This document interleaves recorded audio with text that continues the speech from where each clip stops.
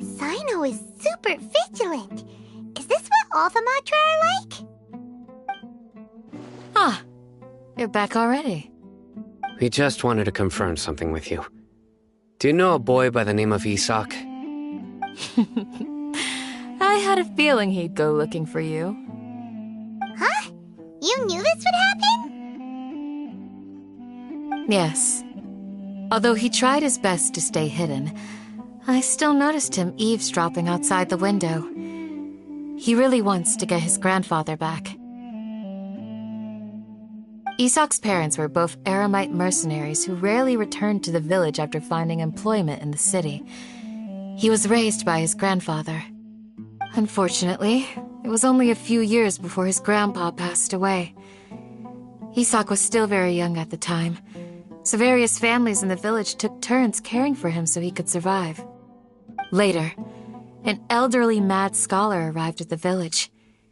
Isak thought the scholar bore a striking resemblance to his grandfather, and thus often spied on the man. However, the scholar was unkempt in appearance and incoherent in speech.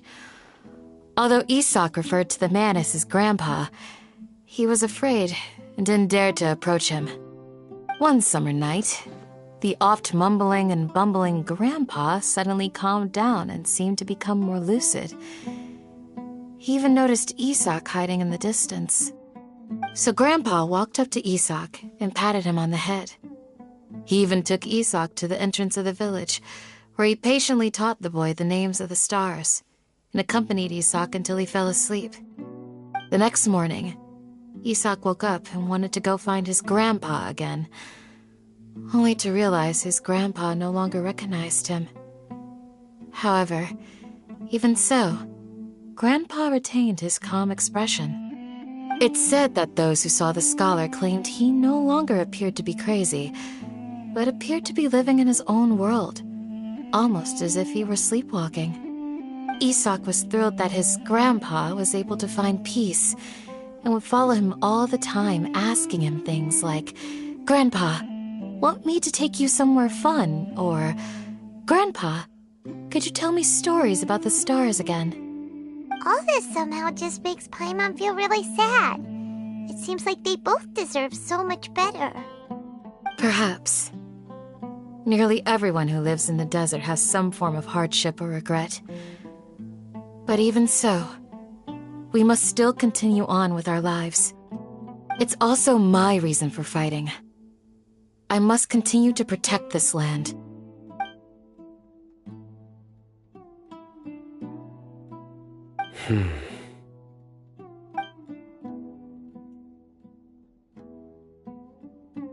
Maybe the people have always had a considerate god watching over them. Huh? What did you say, Sino? No, nothing. As long as Esau keeps his word and doesn't get in our way, we can take him along. Perhaps you are more compassionate than I gave you credit for. Please accept my thanks on Isak's behalf, Sino.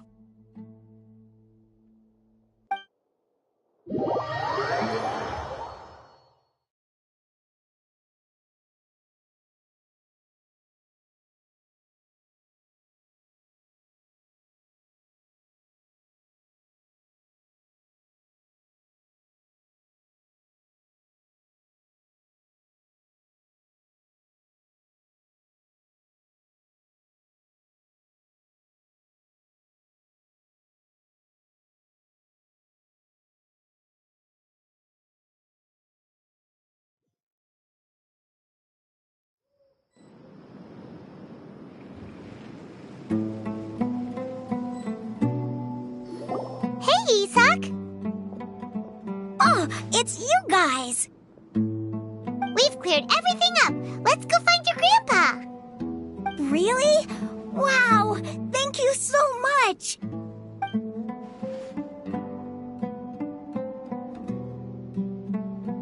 Yeah! All right. Let's ask the local residents some questions first.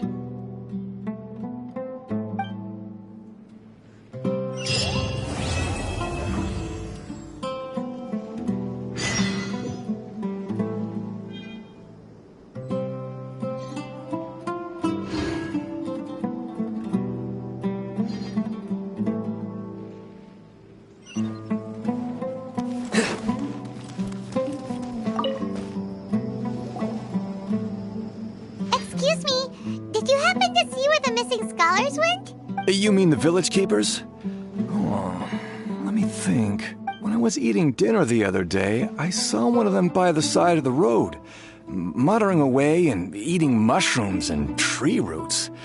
They shouldn't go around eating that kind of stuff. Okay. Did you notice anything else? Anything else? No, I think that's all I have to tell you. Sorry.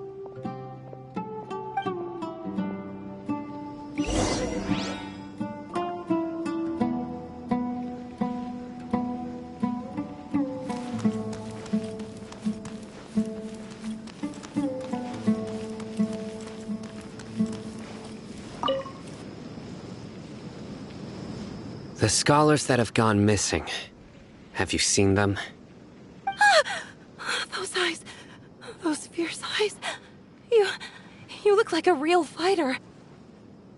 Don't change the subject. Right. You were asking about the mad scholars. I think it's been a few days since I last saw them. I usually go to bed pretty early, so I'm not too familiar with what goes on at night. But honestly, I feel quite sympathetic towards them. Even though they act a little strange, they've helped me in the past. If it weren't for them, my house would have collapsed long ago. Do you also think Grandpa and the others are good people? Grandpa? Oh, hello there. It's little Isak. You mean that nice man who looks like your grandpa's long-lost twin, right? He was actually the one who protected my house. I saw it with my own eyes. He happened to be staying near my house that day and was doing something with his hands on the ground. It still feels pretty surreal now that I think back on it. Did someone teach them how to do that?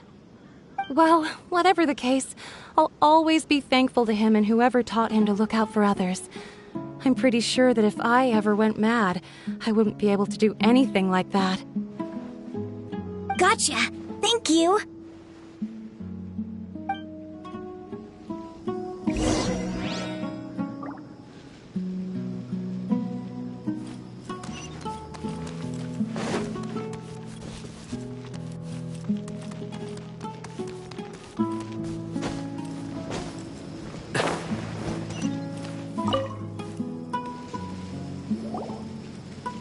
Sir, have you seen my grandpa recently?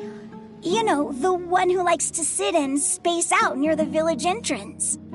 Oh, well, if it isn't Isak. Oh, your grandpa, huh? It's been a while. The last time I saw him, he was spacing out by the road as usual.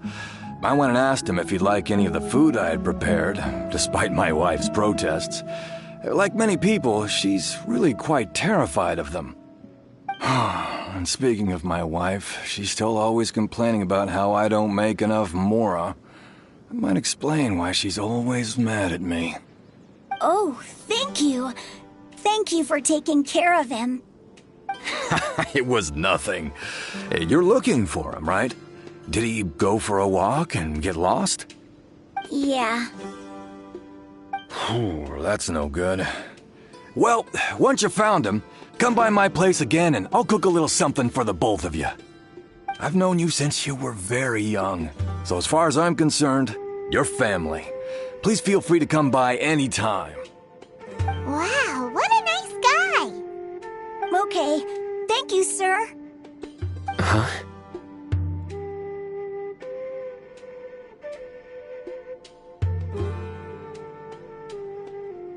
Don't say anything for now. Isak, stay here. Let's head over there. Stay quiet as you move.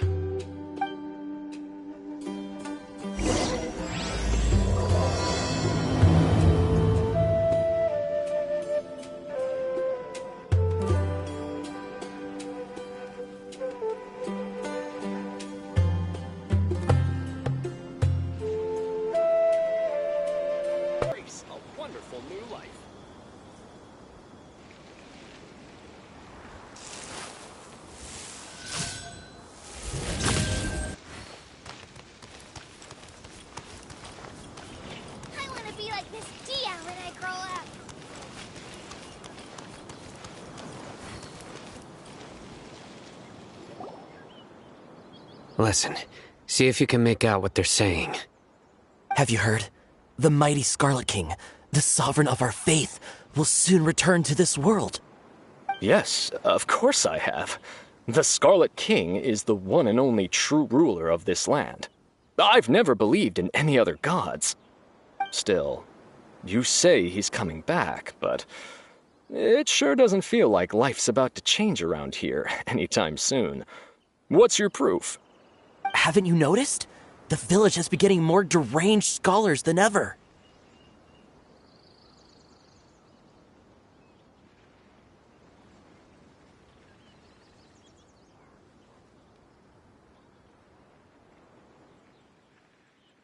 Delavar was saying that many people also went insane just before the fall of the Scarlet King's civilization in ancient times. We don't quite know why, but it seems like there's some sort of connection between insanity and the Scarlet King. Isn't it a sign of the Scarlet King's power that all the mad scholars have disappeared? If you ask me, they must have been chosen as the final sacrifice for the Scarlet King's resurrection. Huh. Now that you say it, that does make some sense. Does this mean our lives are finally going to take a turn for the better? Exactly. Those city folks will get what's coming to them. Now, repeat everything you've just said from the very beginning. Huh? Who are you? Where did you come from? My patience is running thin. You heard what I asked.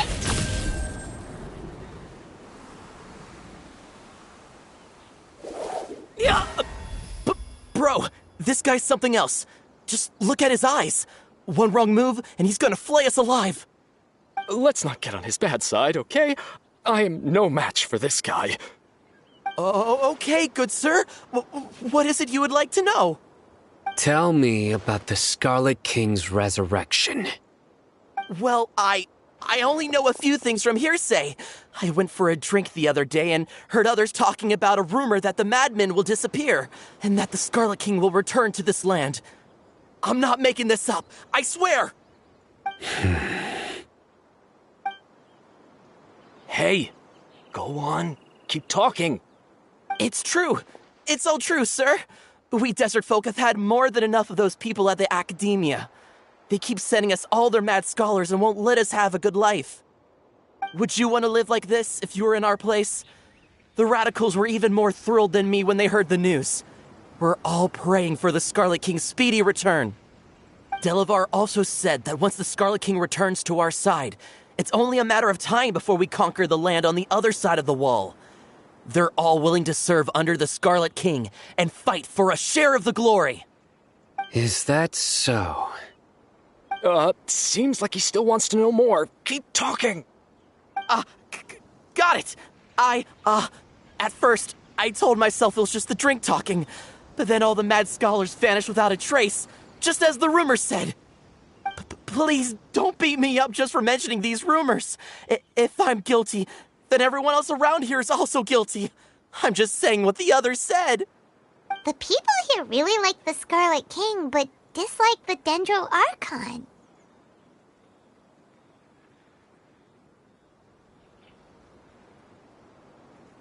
Where is this radical person you talked about? I haven't run into him over the past few days, so he probably hasn't been around the village. What about you, man? Have you seen him at all? No, not at all. We wouldn't dare lie to you. He's really not here right now. Sounds like you're not too close with the radicals. No, of course not. All we know are their names. I have many ways to stop you from talking.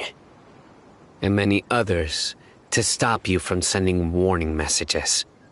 So you'd best just stay home and hope I don't hear of you trying to contact anybody. Don't do anything until I've gotten to the bottom of this. Try something foolish, and even Candace won't be able to protect you. Yes, got it. We'll do just as you say. That scared Paimon half to death. Sino is pretty terrifying.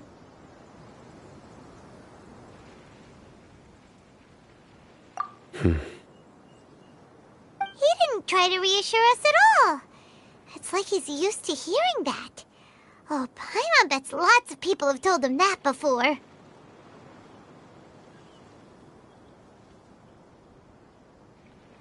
I heard that.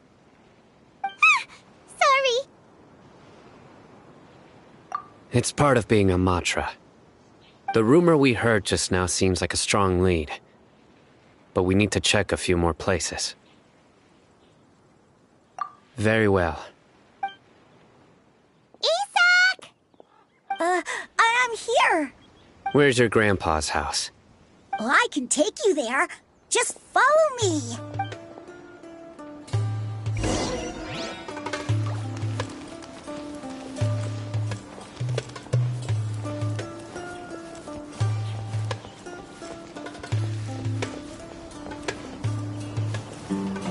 Grandpa? Oh, he likes to be alone. Sometimes he stares at the sky in a daze, and other times he just pokes at the ground with his fingers. Every now and then, lungs, so a lot of people are really scared of him. But he's a good person, really. I know he is. I swear, he's just like my real grandpa.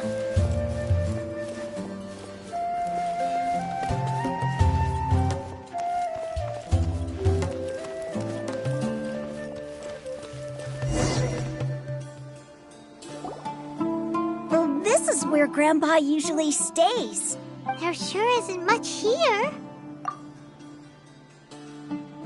No. Incense? Please don't say it's the same one as before. But are you okay? Are you getting dizzy or need to lie down? There's a scent that you can sense, but I can't. A certain traveler here once passed out from that smell. Thankfully, Tainari saved the day. And then he gave us a long lecture to explain all about how it worked. So, you know Tainari? Huh? You know him too? Are you two friends? Yes. Now that I concentrate, I can also make out the scent of incense. Wait, surely Tainari didn't lecture you too? No. No need. Did you first encounter this scent at Tainari's house? In the forest. From a scholar.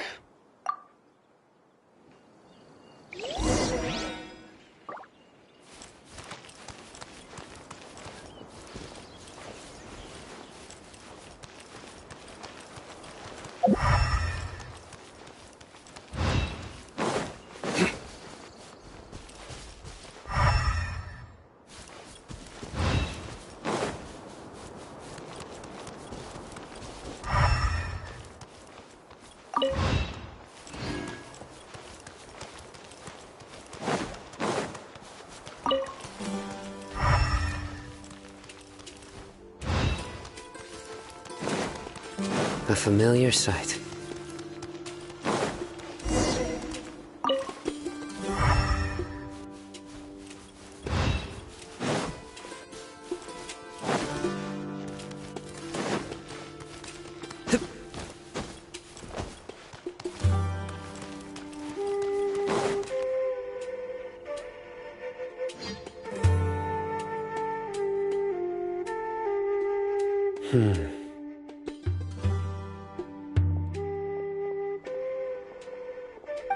What are you looking for, Sino? Here it is. Take a look right here. Paimon doesn't see anything. Although the traces have been completely buried in the sand, there are footprints here, from the size and shape. They belong to an adult male. This pattern is a common one from this area. Local shoes. This was probably someone from the village. The scent is quite faint, but still extant. The footprints head in the direction of the door. But who would come looking for Grandpa? He doesn't have any friends. We'd have to ask whoever lured him away with the incense. Huh? So you can lure someone away with just a scent?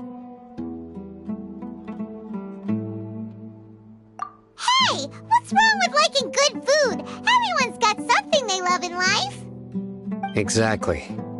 Most scholars are fond of incense, since the smell supposedly helps them clear their minds and discover new knowledge.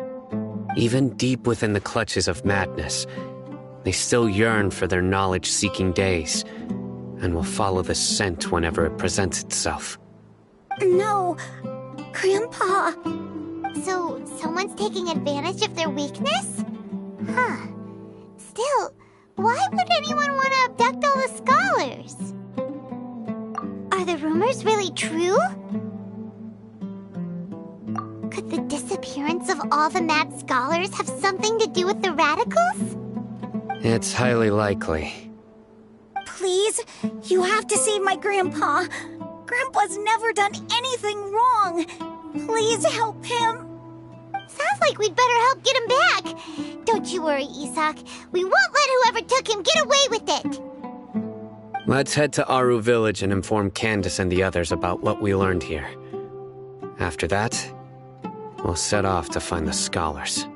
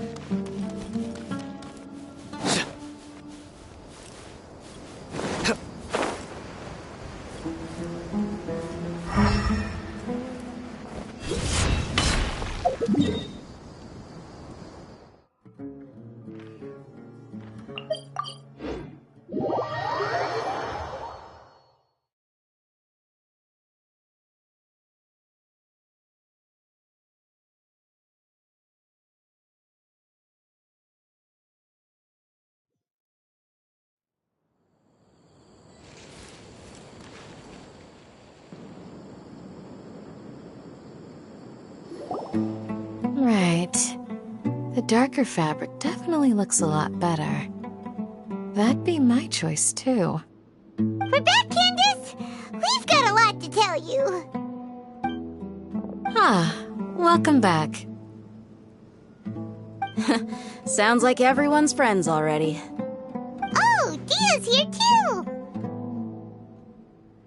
You bet. So, everything goes smoothly? Reasonably. Alhaitham didn't go with you? We haven't seen him at all. Huh. I saw him around the village entrance earlier and figured he was investigating with you. I guess he must have gone off on his own. Did you find out anything useful?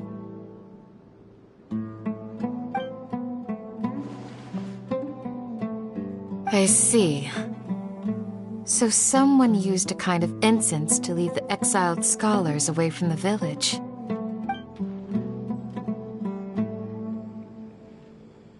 The resurrection of the Scarlet King?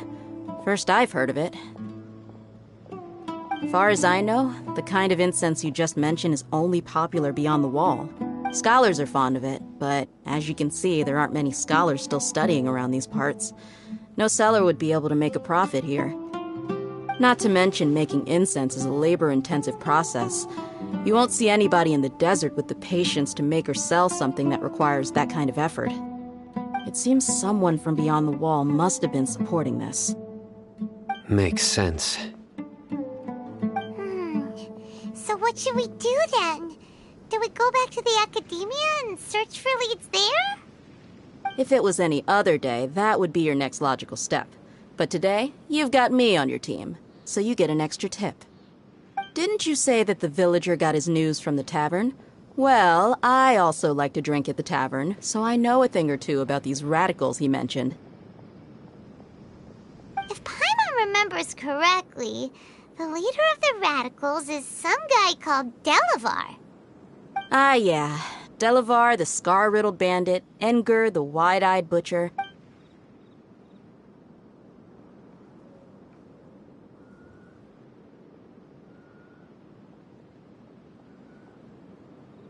These guys have one thing in common, and that's being broke.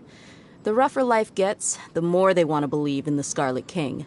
Way they see it, the Scarlet King's resurrection is their only chance at overthrowing the academia.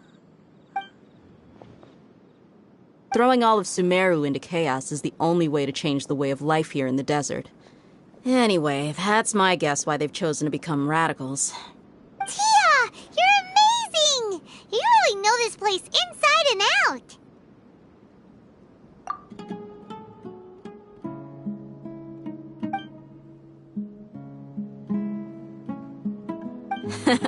No merc can afford to slack off on gathering intelligence. Every mora I've spent in the tavern has been a valuable investment. Let's head out. Now hold on, you're staying right here, Sino. Why? Aru Village is not a big place. Outsiders stand out here like a sore thumb. I'd bet word about you has already gotten out. The desert is unforgiving, so the way of life here is also a lot tougher than on the outside of the wall. You survive on making connections out here. Compared to you, mercs like me are just third-rate amateurs. I've got no actual fighting skills to speak of.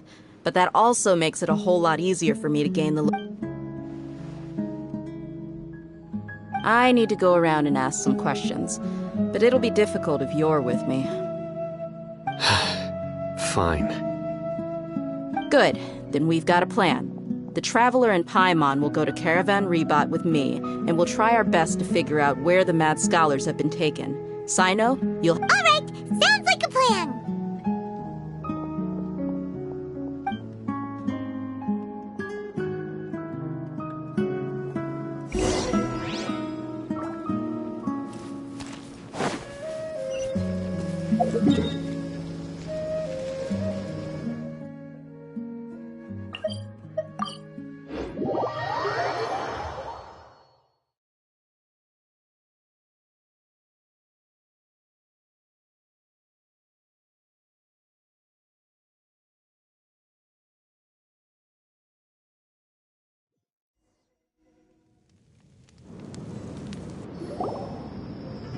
Well, here we are again. Sounds like you're starting to get familiar with the area. Paimon's amazed every time we see the wall of Samiel. How can a wall this tall even exist? It's almost unreal. I know what you mean. I had the same question every time I walked this way when I was a kid. Also, why is this high wall here? And can a wall really block sandstorms? It was only after I grew up that I realized the Wall of Samiel isn't just there to keep out the sandstorms. It serves a more important purpose, keeping out people like us. Sumeru is run by wise and mighty sages. To them, us desert dwellers are nothing but tools that can be used and discarded at their whim. We're cheap labor, like livestock, but easier to control. Nothing more. Even if a child from the desert got the chance to obtain an Akasha terminal, almost all their requests for knowledge would be denied. The academia believes we're underserving. Geniuses like Sataria are 1 in a million. The other children never get a single chance to try and rewrite their fate, even though the academia knows very well that we're humans, just as they are. That's terrible. I would tear down this wall with my own hands if I could. Hey, Dia. You're not thinking about doing anything scary, are you? No, not at all. This place just gets me thinking, that's all. Besides, we're here to procure information, aren't we? Yep, we gotta catch those...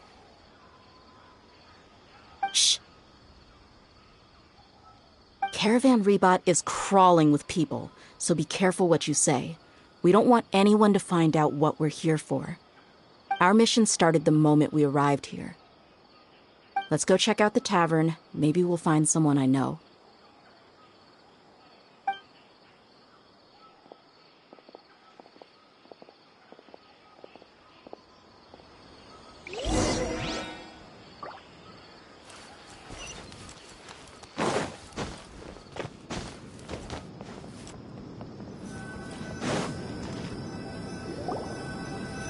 Just our luck.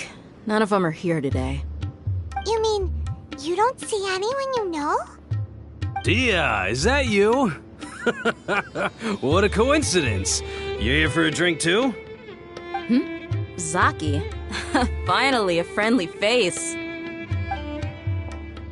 Oh, and who do you have with you here? Guests from another land?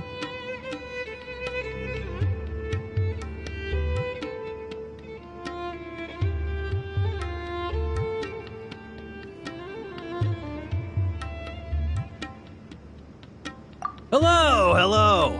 I'm Zaki. Dia's, how would you put it? Drinking buddy? We've had drinks together a few times. You could say we go back a ways. Anyway, as far as my friends here, they aren't too shabby, are they?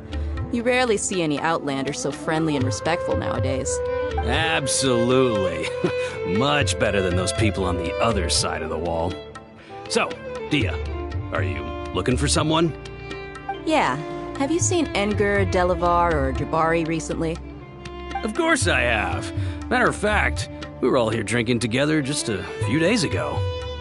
I've got a spice trading deal from another nation. I thought maybe Delavar and his friends might be interested. Know where I could find him? Ah, how thoughtful of you. Then I assume you also know that Delavar's been having a hard time making ends meet these days, so you came here to help him out? Hey, keep it down. Let's just say I prefer to keep this deal a secret. Y'all at Caravan Rebot are like family. If there's more to be made, why not do it together? Besides, Delavar and his friends have muscle. They'd be a good fit for escorting the goods. Yes, how considerate of you. Delavar's my friend too, so of course I can take you to him. Come with me.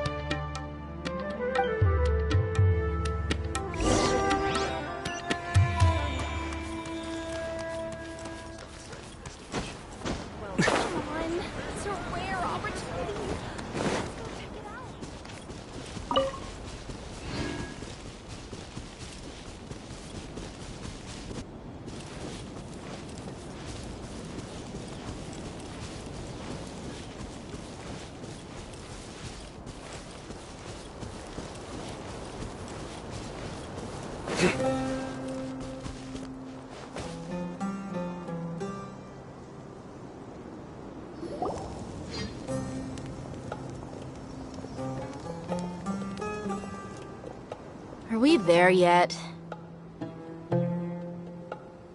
Yep, this is the place. This place is practically deserted. What are they doing in a place like this?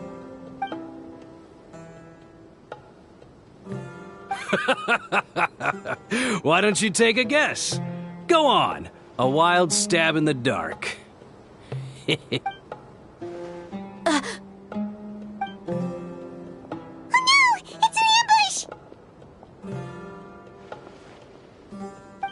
What's this all about, Zaki?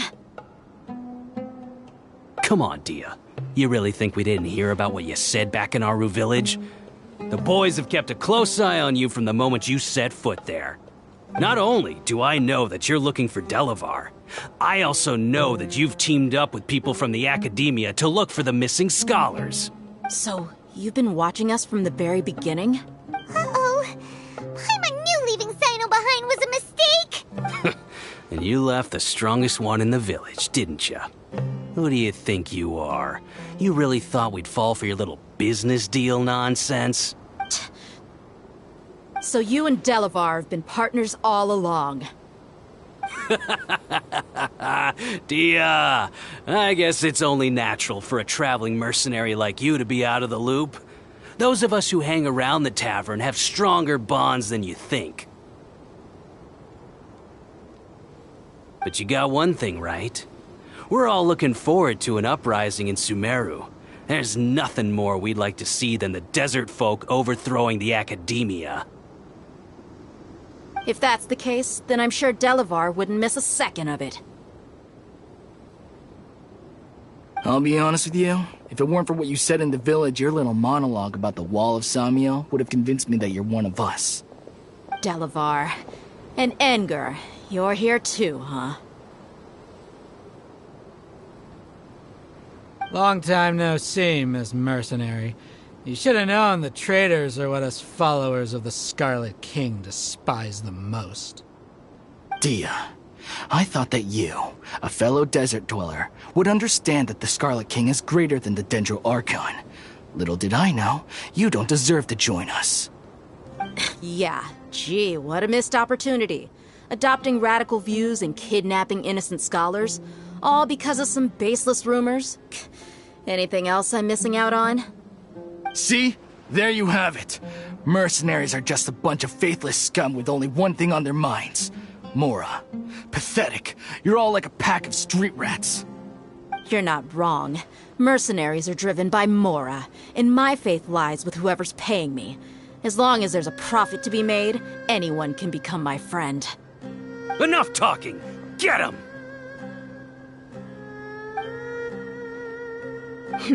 Just as I expected. Let's teach him a lesson, traveler.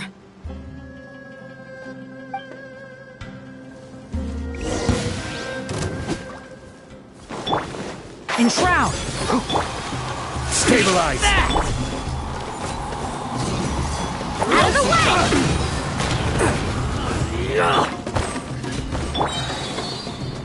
One with the bars! Futile!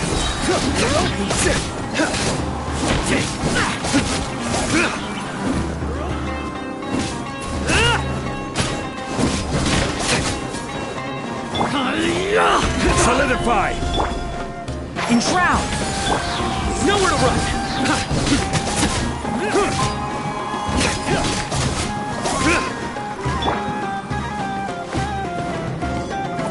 Gather!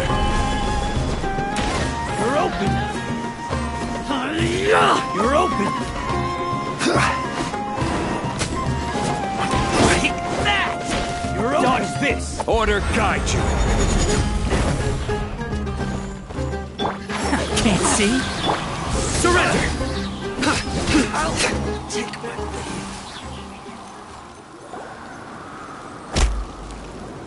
Impossible! How could you? So, what do you think about your meticulous network now, Zaki? How did you say it? It's only natural for a traveling mercenary like me to be out of the loop. I'm guessing your informant told you that I'm just an incompetent merc with no real fighting skills, correct? I mean, that is what I said after all. And of course you would believe everything he reported. The only thing you know about me is that I'm a mercenary, but you've never seen me in action. Even though you heard we went to handle monsters together, you believed that Candace was the only one doing all the real fighting. That so-called Flame Mane is just a fraud. She admitted it herself. She just uses her connections to gain the trust of others. That's what you thought, right? Ugh. You lied in the village because you figured that we'd have people watching you. And you were stupid enough to fall for it. I figured as much the first time we drank together. You all thought you were so smart. Pathetic. Okay, that should be all of them. Whoa! So you've been planning this since we were in Aru Village? No task can be done without preparation. I just happened to notice a couple suspicious-looking people while you were out investigating. Oh, but instead of catching them right away, you let them report back. Those two who were snooping around were just a couple small fries. If we want to get the real catch, we have to be patient and give it some time.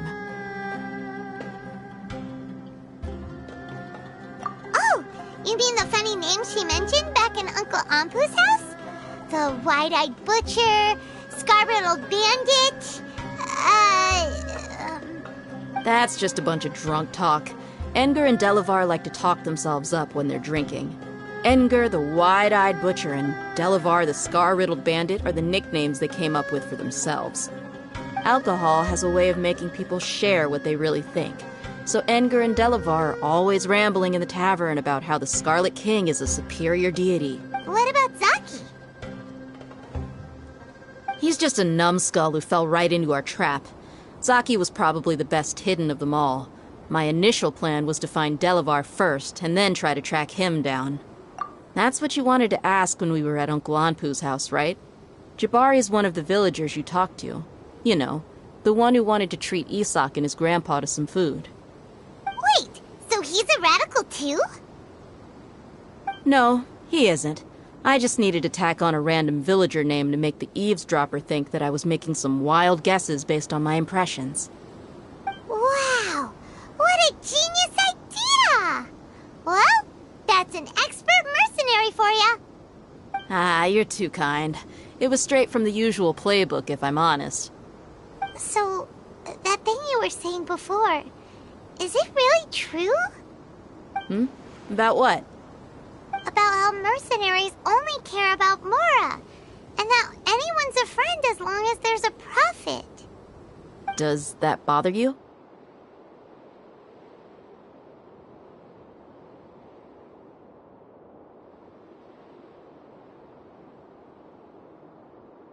What makes you so sure?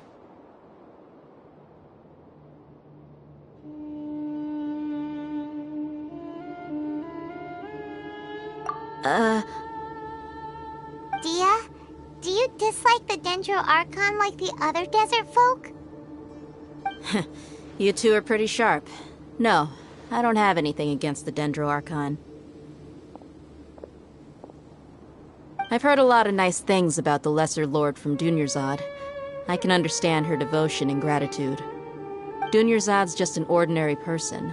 There's no way a god would be so involved in the lives of everyday people, unless they were truly compassionate. I've begun to realize that the sages are behind everything that's happened recently. The radicals' blind belief in the Scarlet King, making the Dendro Archon out to be an enemy. It's all the Academia's trickery. But I see through it all. And unlike them, I can never be hostile towards anyone who's never done anything wrong. Dia. Anyway, looks like we're done with business here. Traveler, lend me a hand. Let's tie him up and bring him to the village.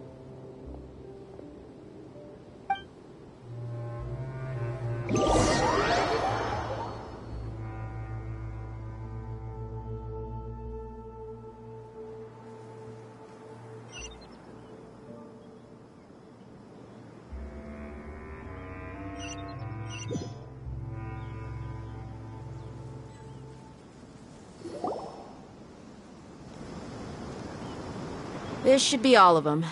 I'll let you take it from here. All right. I'll be in touch. Until then, please stand by. Candace, do you need any help? Candace will be okay on her own. I trust her, so you can too. She's been guarding Aru village for quite some time now. If anyone is qualified to question the offenders, it's her. While I'm questioning them, why don't you pass some time by exploring the area? I'll meet you back here tomorrow morning, traveler. As for these idiots, let's just hope they live to see another day.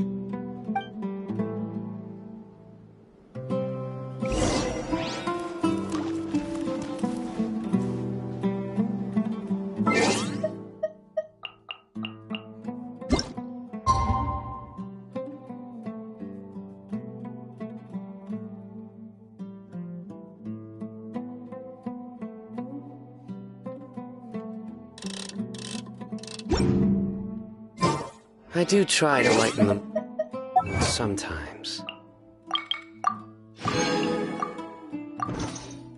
But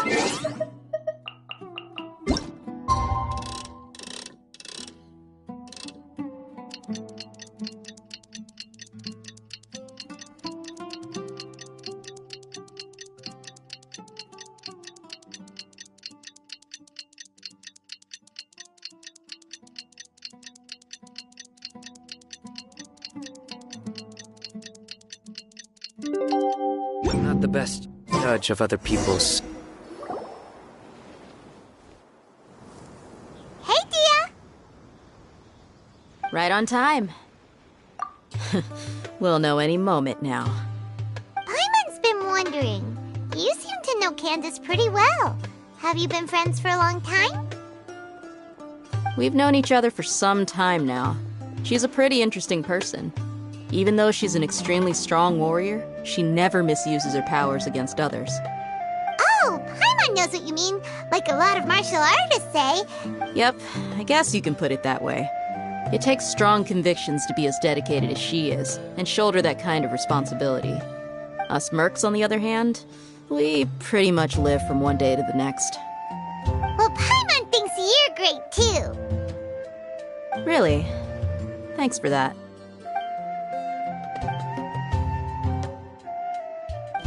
Oh, Sino's here, and he's pretty early, too. Yes, I was here yesterday to help out a little. To help out? By doing what? Sharing some interrogation techniques. Oh, you mean you taught Candace some more persuasive methods? Right. Come on in, everyone. Come on, let's go inside.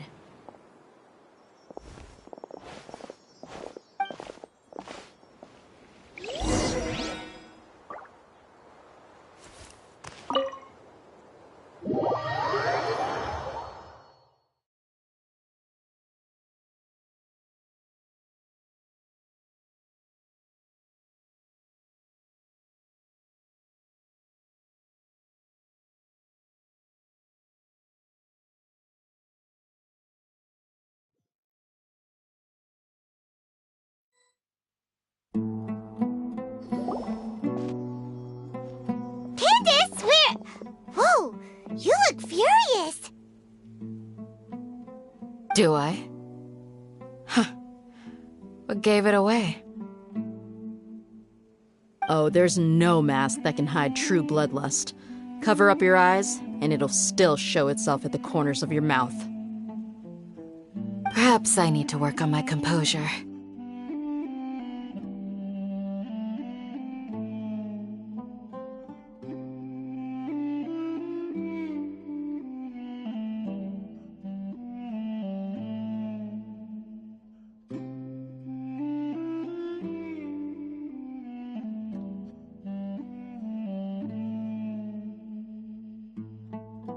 Still, it's perfectly understandable why I'm angry.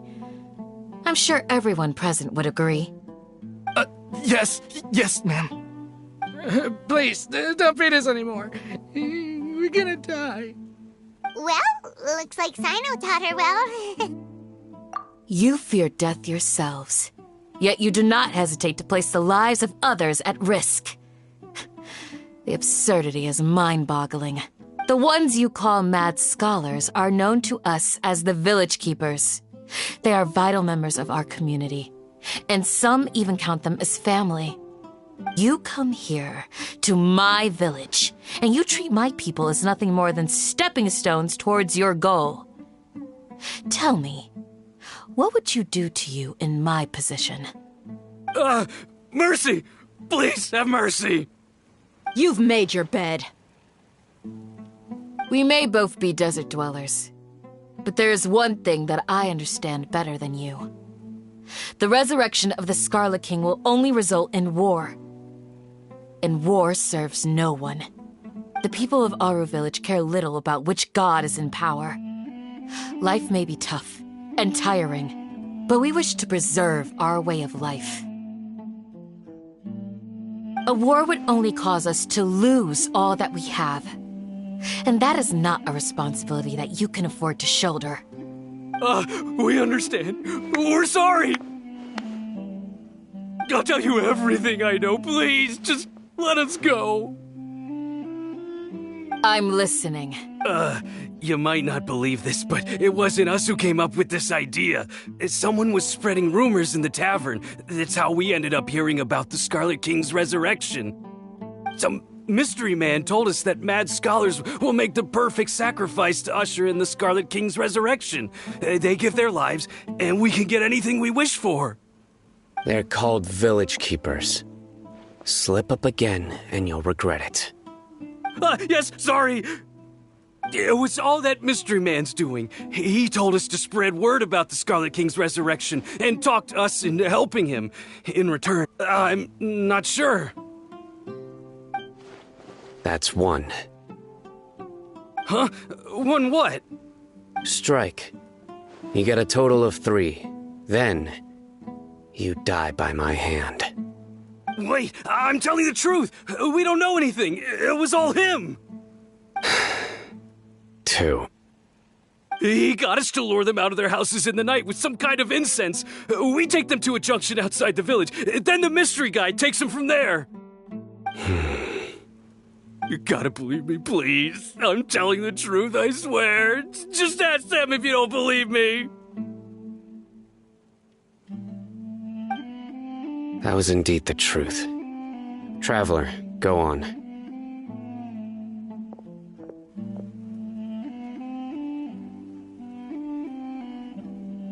You have to believe me. If I knew that, I would have told you his name right away. I'm not risking another beating to keep his secrets. No way. That guy, he wears a cloak, and he's always careful to cover his face. He calls himself the Scarlet King's envoy. I believe I may know what's going on. Uncle Anpu? What do you mean?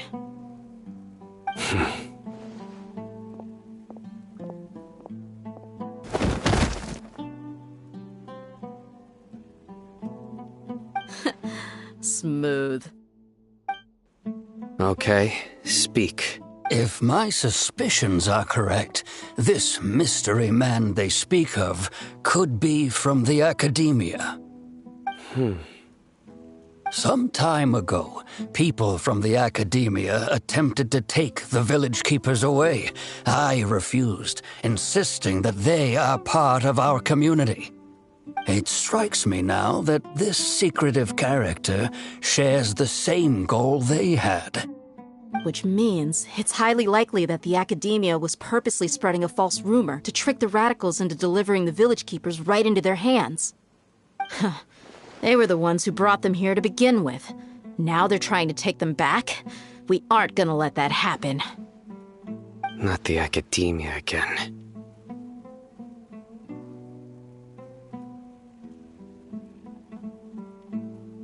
Just as I thought. But what could they want with the Village Keepers? People are nothing but tools in the eyes of the Academia. A change in their plans likely means they found another way to exploit the scholars. Regardless, our top priority now is locating the Village Keepers. You're right. Isak is... Time to go. Let's leave the village and try to track them down. Yes. Pack up and get ready to leave. You got it. Candace, I'll let you deal with the radicals. Leave everything outside the village to us. All right. Let's meet back here once everyone's ready.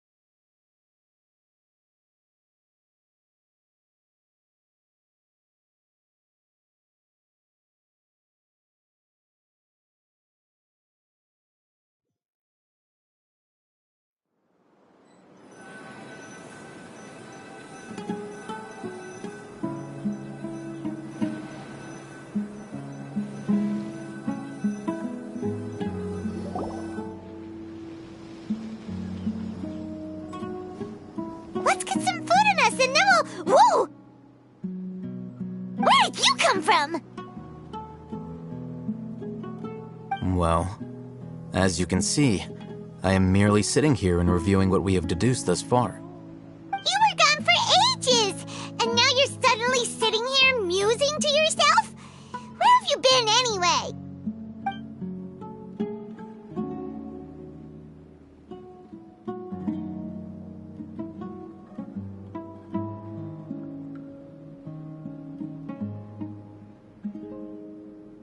Hey, what's with the silence? You never think things through before asking questions. I'm giving you some time to make up for that. Paimon's so mad! Paimon's gonna give you an ugly nickname!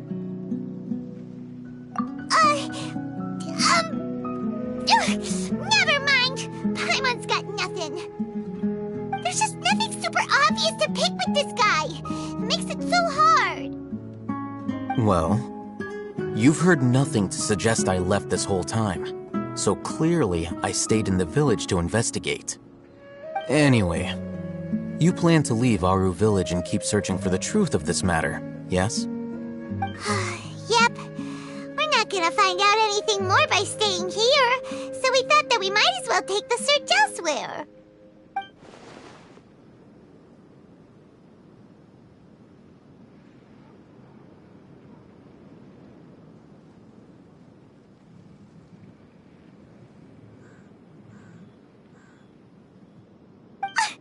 Enough with the silent treatment!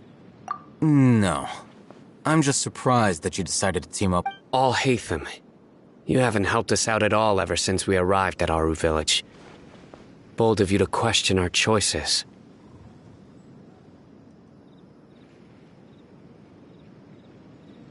Yeah, you're all talk!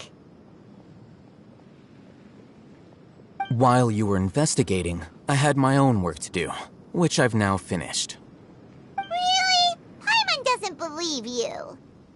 To be honest, we aren't really a team, so I have no obligation to inform you of my whereabouts. Not to mention that going separate ways allowed me to find some important information that you all had missed.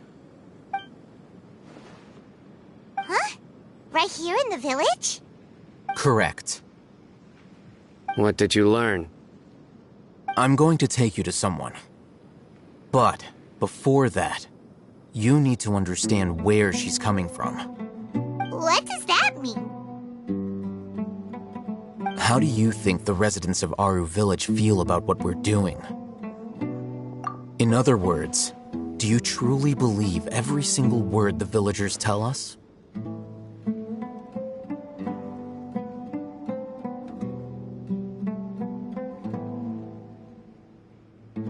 You mean some of them lied to us? Hiding the truth does not necessarily equate to lying. Again, these people have their reasons. Remember what Candace said? Most people in Aru Village don't necessarily care which deity is in charge of Sumeru. That's because whether the Scarlet King or the Dendro Archon has power is of little significance to them. By contrast, the perils of their daily lives are ever-present concerns.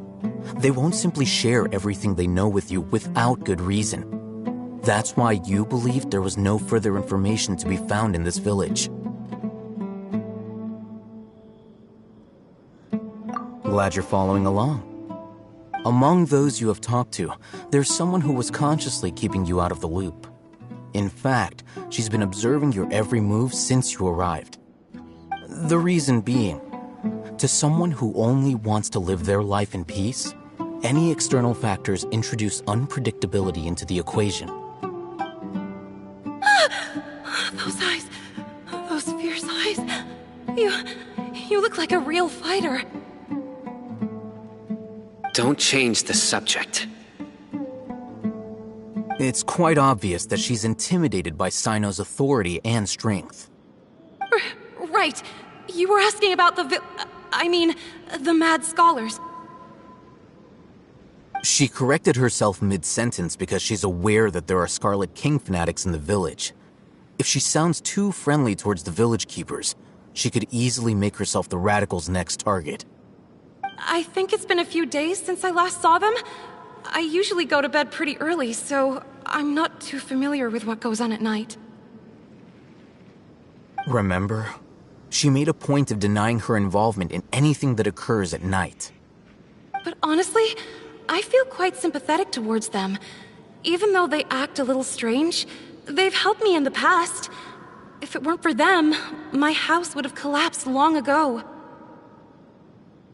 After speaking to the village chief, it became clear that the village keepers had protected Aru Village at night. In other words, the young miss was very much awake during that time. Then why would she lie? By getting involved with an outsider, she risks drawing unwanted attention to herself. As for why she might be so wary about all this, maybe you should ask her. I'll pass on this one. You said that she is afraid of me. If so, it's best if I stay out of this. We're on it!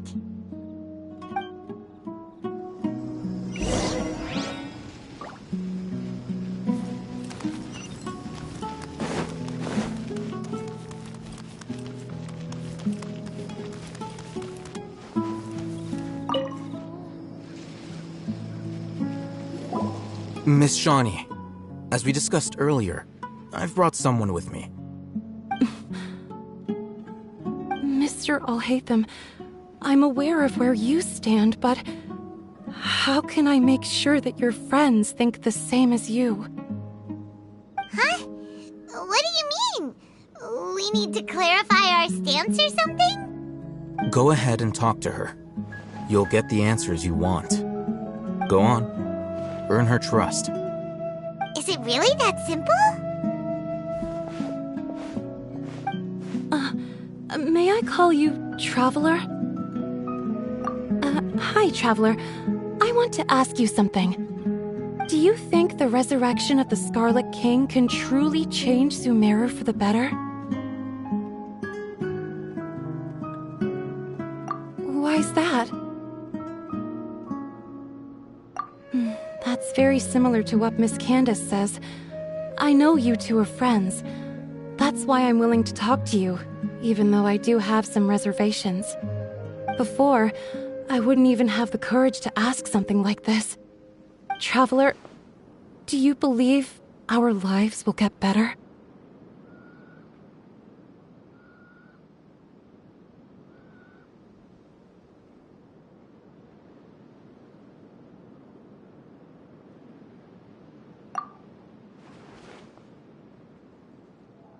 Yeah! We came here from another nation, so it isn't wrong of you to be weary. And we aren't really residents of any one nation. But even so, we've met lots of people from different places, and we've always fought for what we believed in. We have friends in Sumeru, and we want to help them. That's why we decided to stay here for a while. I want to trust you. My apologies for posing my questions like that. To be honest, I didn't expect you to come back for more information. Oh, Hatham told us you have your reasons. It's okay. We understand. The fact is that only one side of my family is desert folk. I don't really fit in anywhere in Sumeru. Some believe in the Dendro Archon, while others believe in the Scarlet King. I don't belong to either side, and neither side would want me. Speaking of which, the radicals mentioned that they despise traitors. Do they just think that anyone who's different from them is a traitor? Yeah. Some people can be so narrow-minded when it comes to bloodline and beliefs. It makes no difference what I say or how I behave. I'll always be suspected of having ulterior motives. Slowly, I just stopped talking to people. I pretended not to hear or see anything. All I want is to live my life in peace. And then it happened. The village keepers who had helped me disappeared with no explanation, and I didn't dare breathe a word about it to anyone. Until now. You can tell them. I'm sure she'll keep your secret. All right. I'll tell you what I told Al-Haytham. I actually have a sharper sense of hearing than most. Sometimes, I hear strange crying sounds in the night. There are ghosts? Perhaps. I'm not sure. It's faint, but it's definitely the sound of crying. It comes from far away in the distance, and always carries very raw emotion. It used to be louder and more frequent, but ever since you arrived in the village, it doesn't seem to happen as often, and when it does, it's much quieter. I have to focus really hard to make it out. I confirmed this with the guards on night duty. They also have someone with a good ear, and he's heard similar sounds at night. But, because we're in the middle of a desert, he would rather believe that they are the cries of beasts than ghosts. There's really nothing around these parts, except for an old hospital not far from the village. I think they used to use it for treating Elazar, but it's been abandoned for years. Yeah, let's go!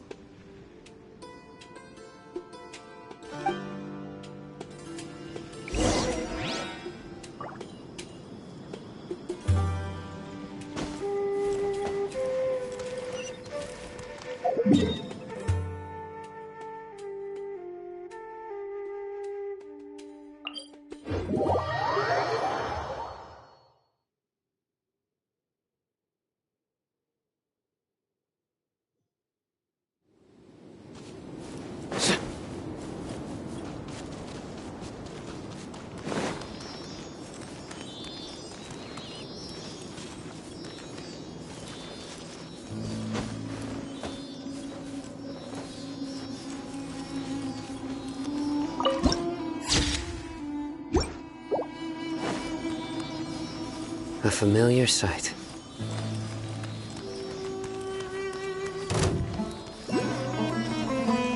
Sounds good to me. Nowhere to run!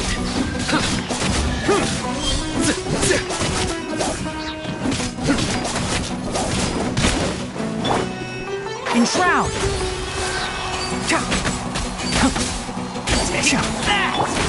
Take that! Suta!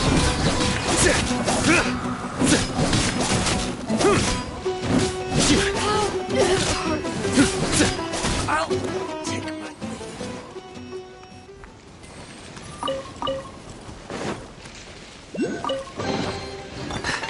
Our perseverance has paid off.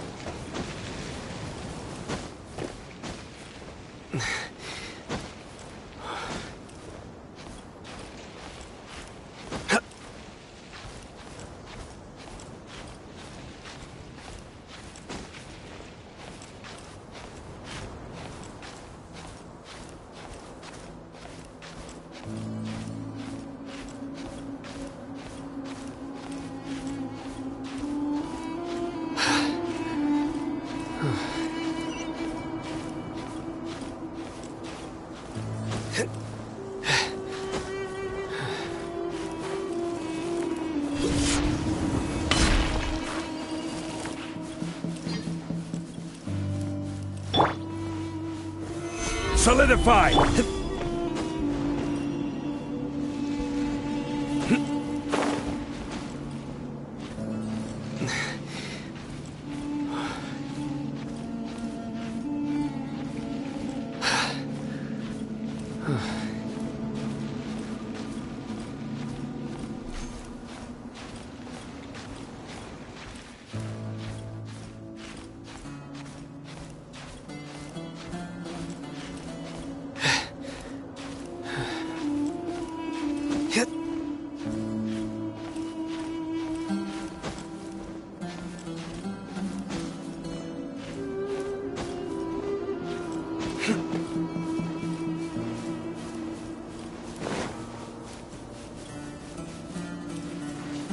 Time to go to work.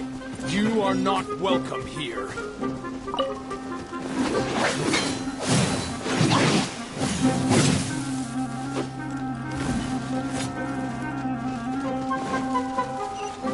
Is that a...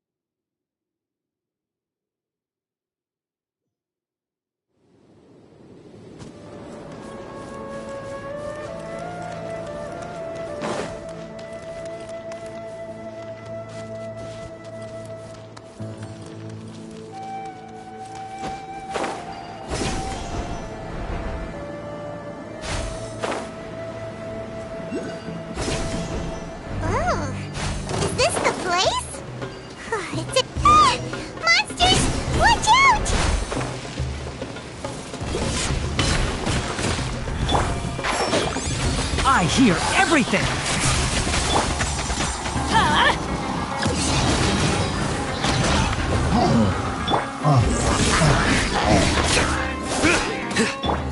Can't see. Gather! Surrender!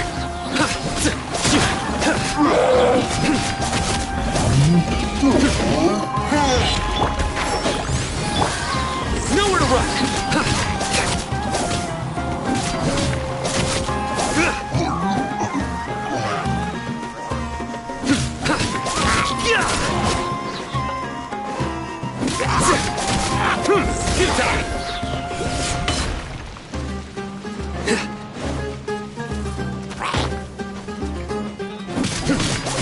Nowhere to run!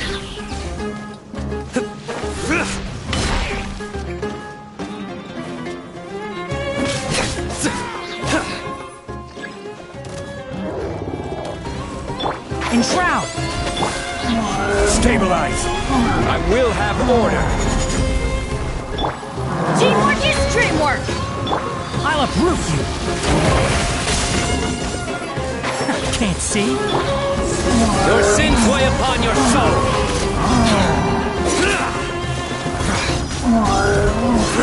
Your penance is due! You stand condemned! Guilty!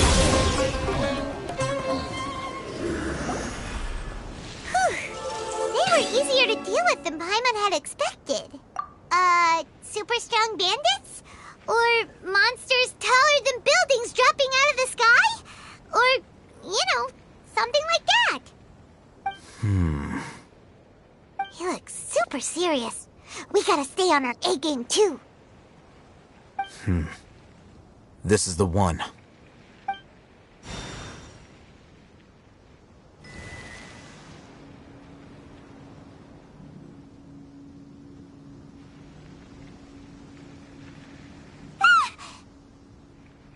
Let's go in and take a look.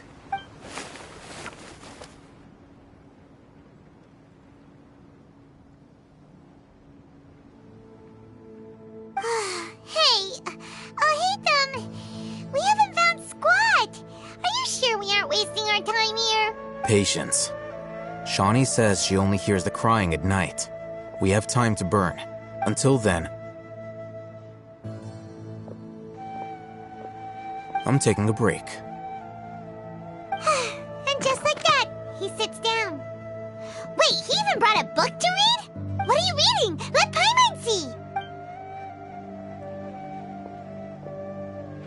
Okay, sure. Huh? The natural position, which is the positional propensity of an entity in natural motion in contrast with an object in forced motion? Huh? When free from external influences, every entity displays the tendency to follow its natural trajectory? So, you got that? Oh, Paimon gives up. You keep reading your book. See ya! How is he so relaxed? Look at him, reading an impossible book in a creepy place like this.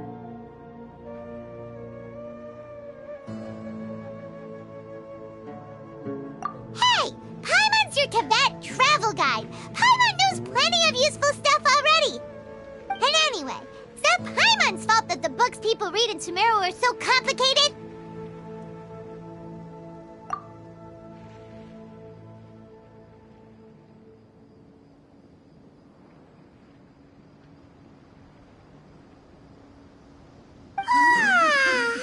Paimon's getting so sleepy.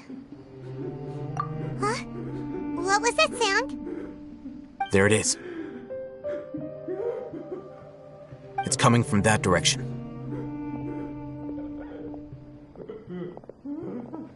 Is the sound coming from here? Huh.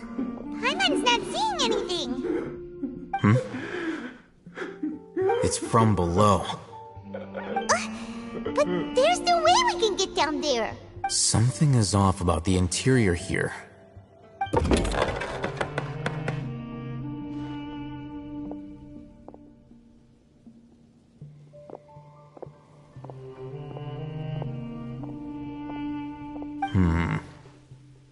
As I thought, there's a hidden structure. Wow. It's like they tucked another hospital. Let's keep exploring.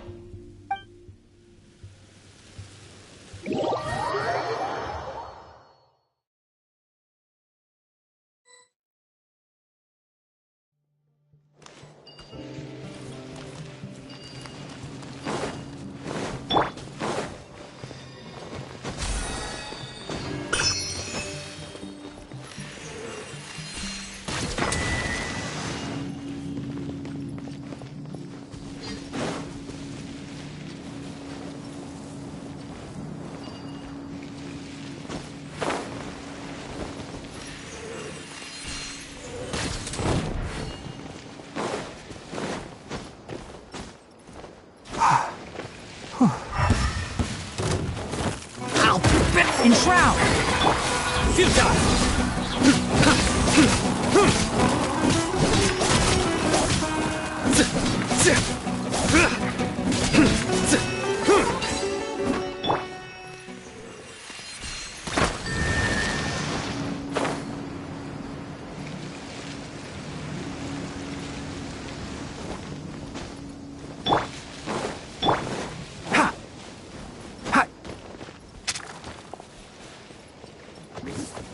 One with the forest! Surrender! Gather!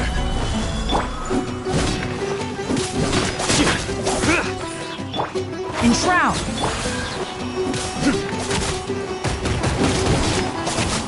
Nowhere to run!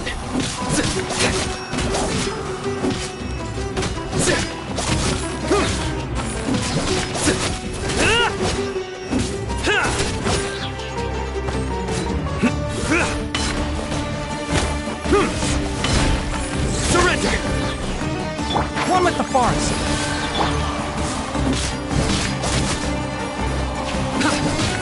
No one...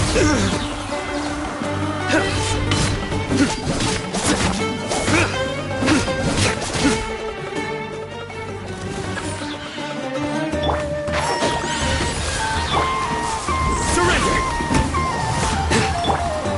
Stabilize!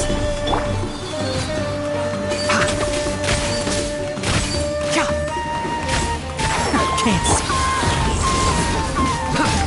Judgment is upon us!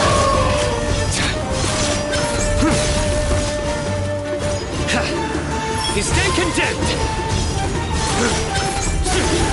Your penance is due!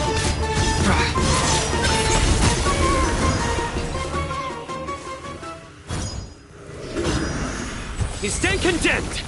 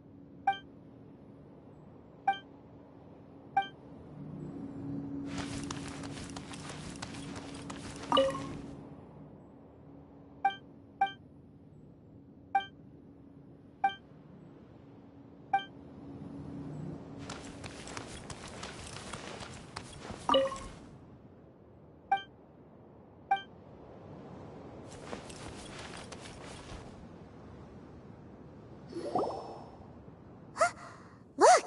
There's someone over there! Good idea. Let's approach him slowly without alarming him.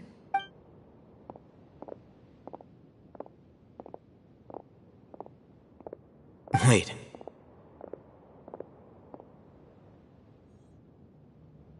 You're... He can't speak, and his eyes are unfocused. But he looks too young to be anyone's grandfather. Also, why is he the only one here? Didn't expect to see him here. You know him? He's Razak, a senior of mine at the Academia. He's a scholar too? Is he the kind that holes up in a forest and mumbles stuff about training? No. And that's the problem. Razak was never involved in any of those things. He never trained in the forest, let alone reach Satyavada life. Leaving that question aside for the moment, him being here alone means that we might be too late. Looks like they've already taken everyone away.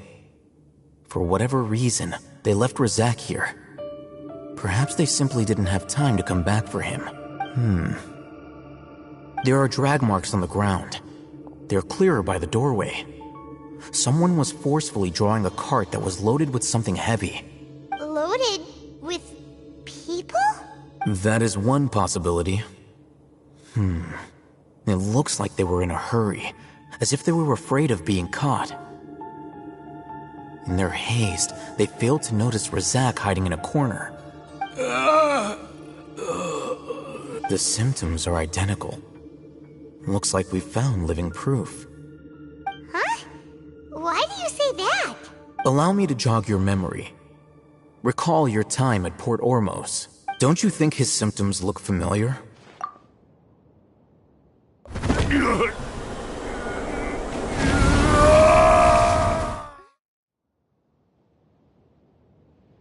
Oh, now that you mention it, they're acting the same way.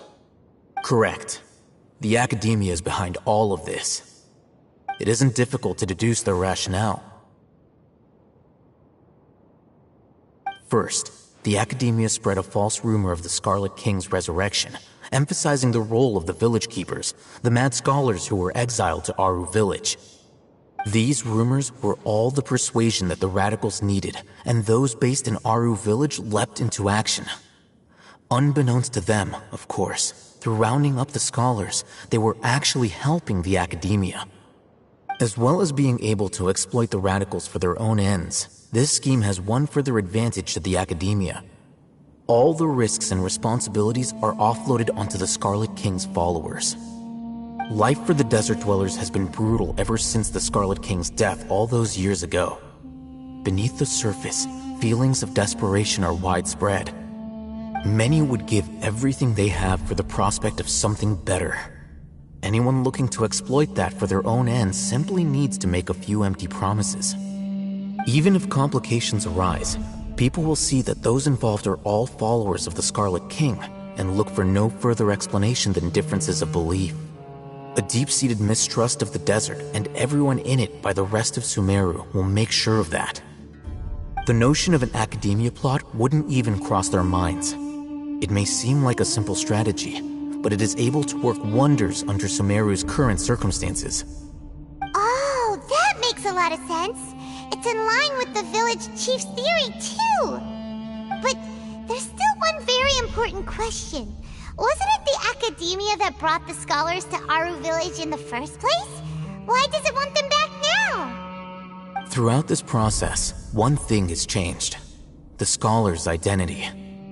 First, they were scholars. Then, they became lunatics. After that, they were exiles. And finally, they become missing persons.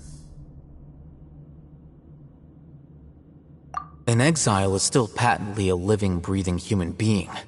But when someone becomes a missing person, that is brought into question. If you can't find someone, you have no way of knowing what exactly happened to them. That makes missing people an ideal resource. Resource? For what exactly? One possibility is that the information in their brains could be extracted into knowledge capsules. Extracted? You mean canned knowledge comes from people's brains? With the technology of the Sumeru Academia, it's entirely possible. Perhaps the process caused them great suffering, which is why they cry out in the dead of night when no one is watching them. So, the human brain... Nope, nah, Hyman doesn't want to think about this. I'm the Academia scribe, after all. I'm familiar with their projects. Anyway, judging by Razak's state, the contents of a divine knowledge capsule were extracted from his mind. But something went wrong in the process. Or perhaps his curiosity got the better of him, and he used such a capsule for himself. Hyman's a little confused. Can they just use anyone's brain?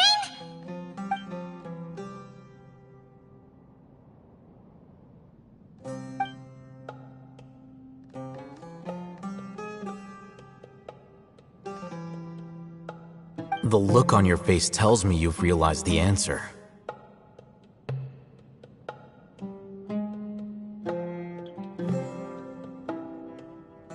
That's right. To some scholars, gaining knowledge about the gods is their entire life's pursuit. Extracting canned knowledge is just one of the extreme measures they turn to. However, I can't help but wonder, what do they seek to gain from divine knowledge? The Academia is going out of their way to look for forbidden knowledge, but what is their ultimate goal? I've spent quite some time trying to analyze the contents of the divine knowledge capsule, but to no avail. It seems like my way of thinking is too different from theirs. You mean you're not even slightly interested in getting your hands on this forbidden stuff? All scholars seek to expand the horizons of knowledge, but I'm not particularly interested in gods, so I don't share their degree of zealotry. Extracting information from people as if they were lifeless objects? If this is the direction of academic progress, then the Academia may as well shut its doors. Sounds like you're really against all this. Of course. The Academia's actions run contrary to their rules. Whether it be academics or knowledge, everything has its boundaries. If those lines are crossed, the rules and order that govern everything in the world will be destroyed. This matter needs to be corrected, just like fixing a typo in a book. Wait, didn't you step in to help because you felt sympathy for those poor people? Not to be callous, but no. My criteria are a little more restrictive than that. There is no shortage of suffering in Sumeru, and the same can be said for the rest of Teyvat as well.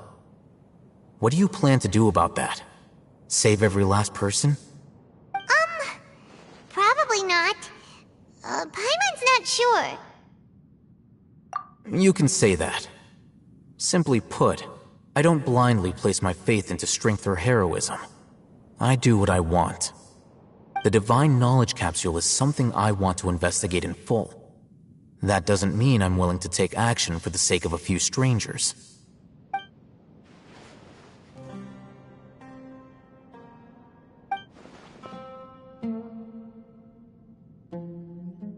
Paimon's been wanting to say this for a while. There are a lot of bad guys in the Academia, but you're not one of them. You're their weirdo. You're probably right. Though I must say, I quite enjoy this feeling of being the odd one out. Uniqueness is also an asset, is it not? Wow, that's a great way to think about it. Paimon's really impressed. If only Miss Shani had a similar mindset, her life would definitely be a lot easier. I'm just a more likable person than her in general. There's nothing more to it than that.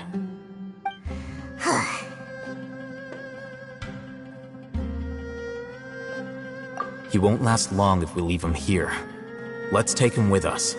We'll work out our next step after we return to Aru Village.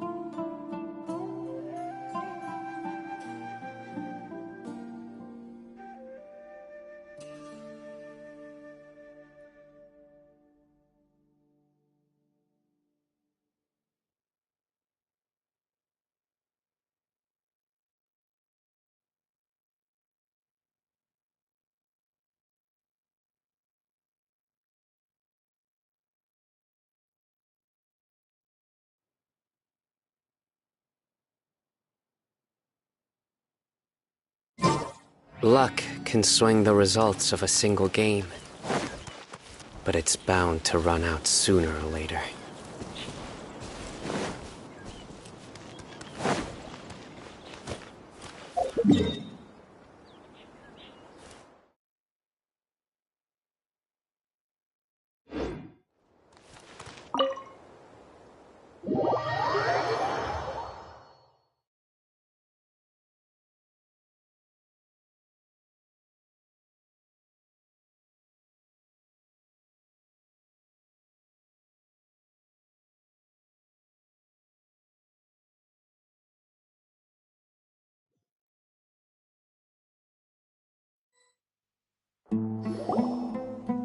We're back!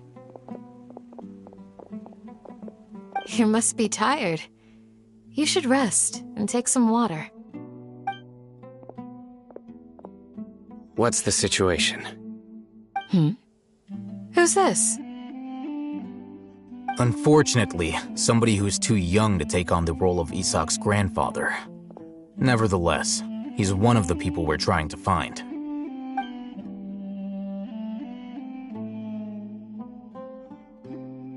So, at one point in time, the abandoned Elazar Hospital served as the Academia's site for extracting divine cant knowledge.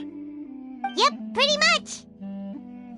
Their plan must have been implemented at some point before we arrived at Aru Village, since divine cant knowledge has been in circulation for a while now. Yet, they fled once we were headed to the village, almost as if they knew we were on their trail. Why is that? Yeah, why is that? We may have a mole in our midst. One of us could be secretly revealing our whereabouts to the Academia.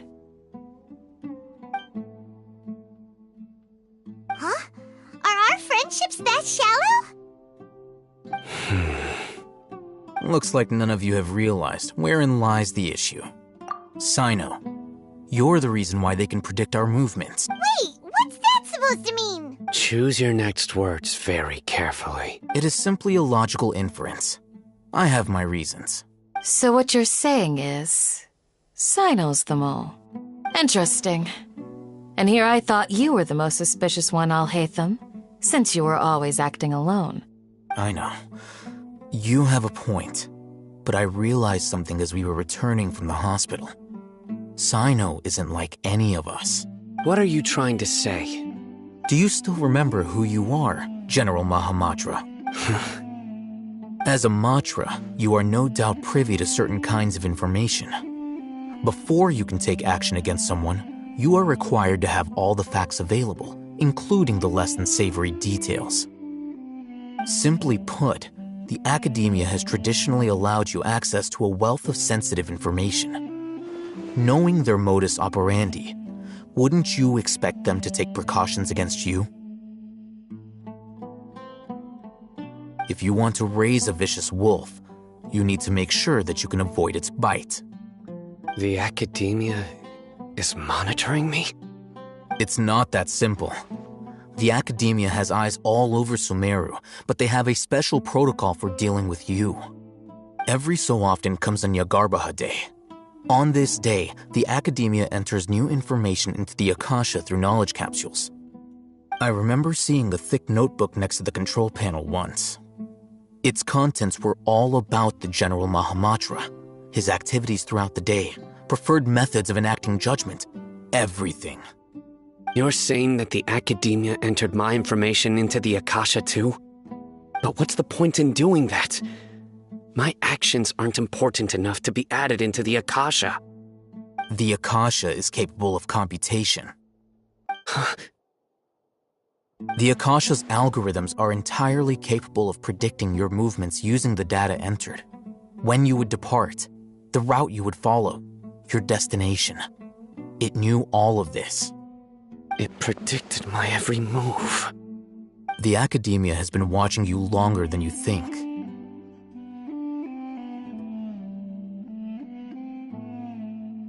So that's how it is. Sino adheres to his principles so strongly that he's actually a thorn in their side.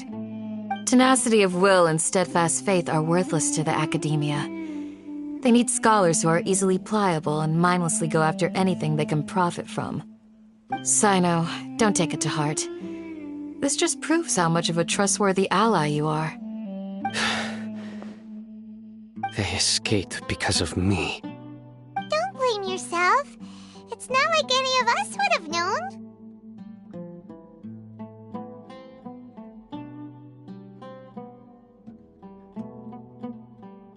I have an idea. If they predicted my movements, then I might be able to guess where they went. Whoa, you bounced back fast.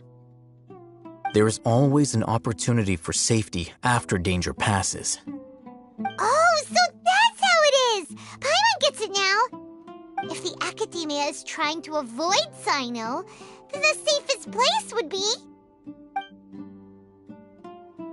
Yep, that's right! They'll want to proceed in the direction opposite of where I'm going.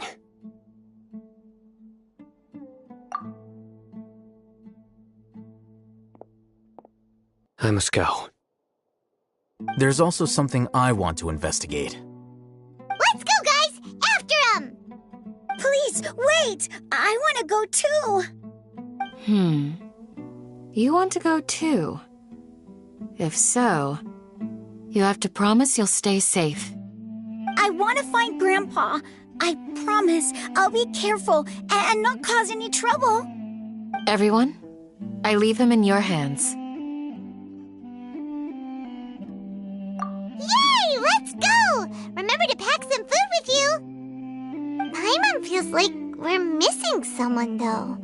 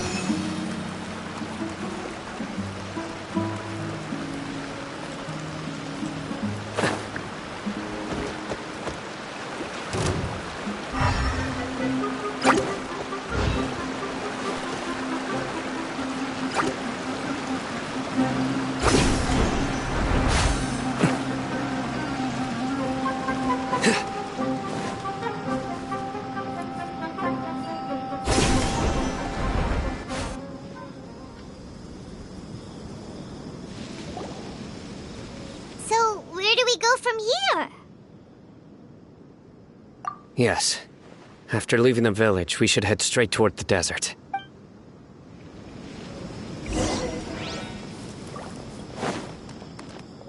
I know the desert like the back of my hand. Is that because you play here a lot? Yep. One time, Grandpa almost got lost in the desert. But I was the one who brought him back. There's something here. What's this? It's buried in the sand. Looks like we'll need to roll up our sleeves and do some work. And Paimon thought running around everywhere was already enough work. Okay, Whatever's down there looks like it's buried really deep.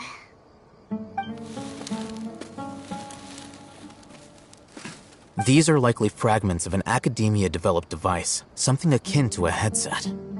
Looks like there were more than one village keeper. They must have been escorted this way because there are device fragments scattered around here. Let's split up and search the area. Chances are that we'll find other things nearby.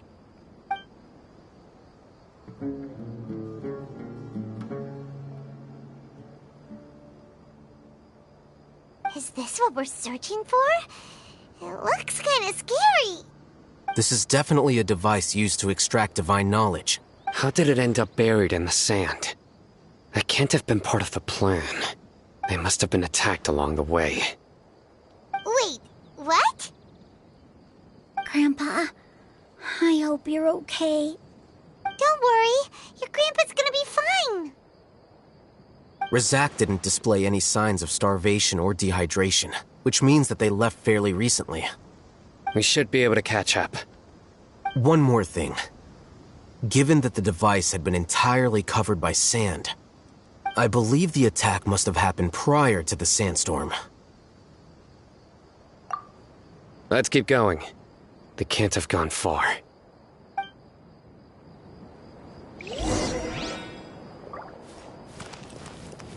Ugh, but running on sand is so tiring.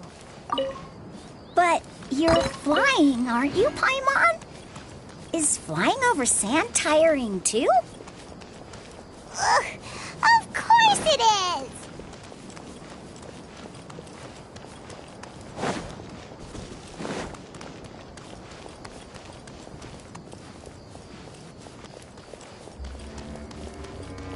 Voices, over there.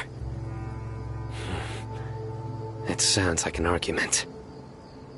Whoa, you have really good ears.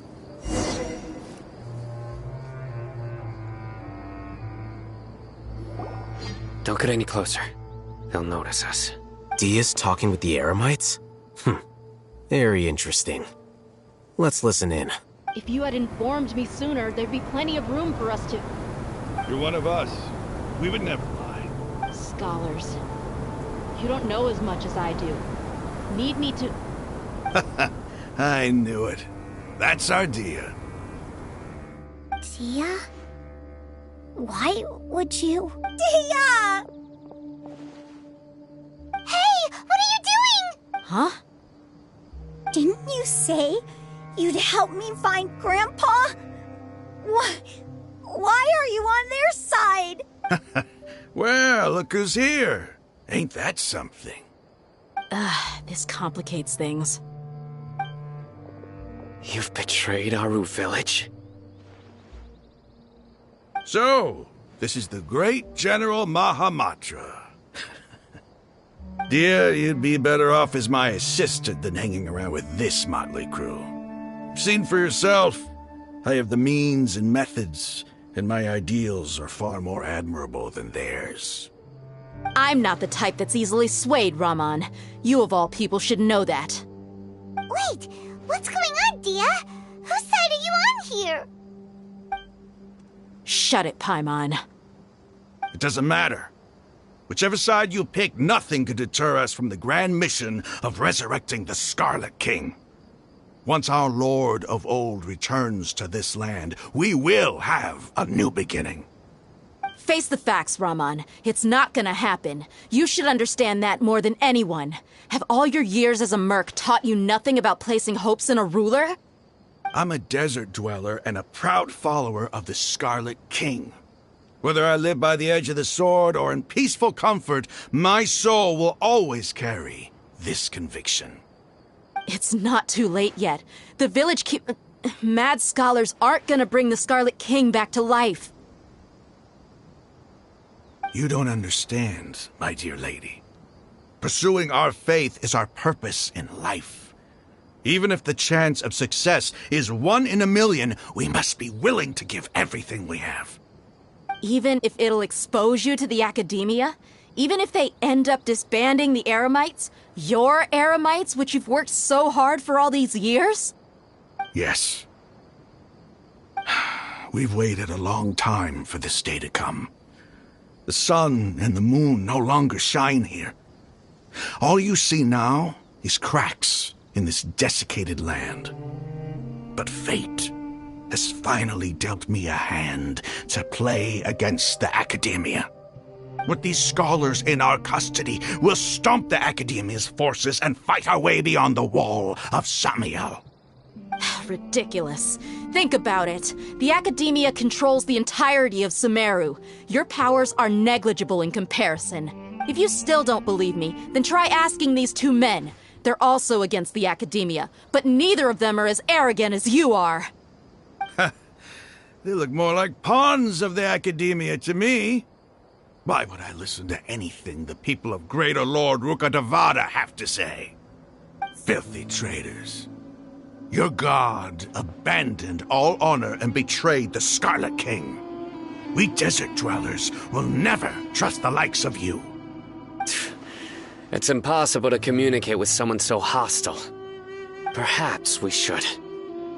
Do you really believe that by kidnapping the scholars, you'll be able to negotiate with the Academia?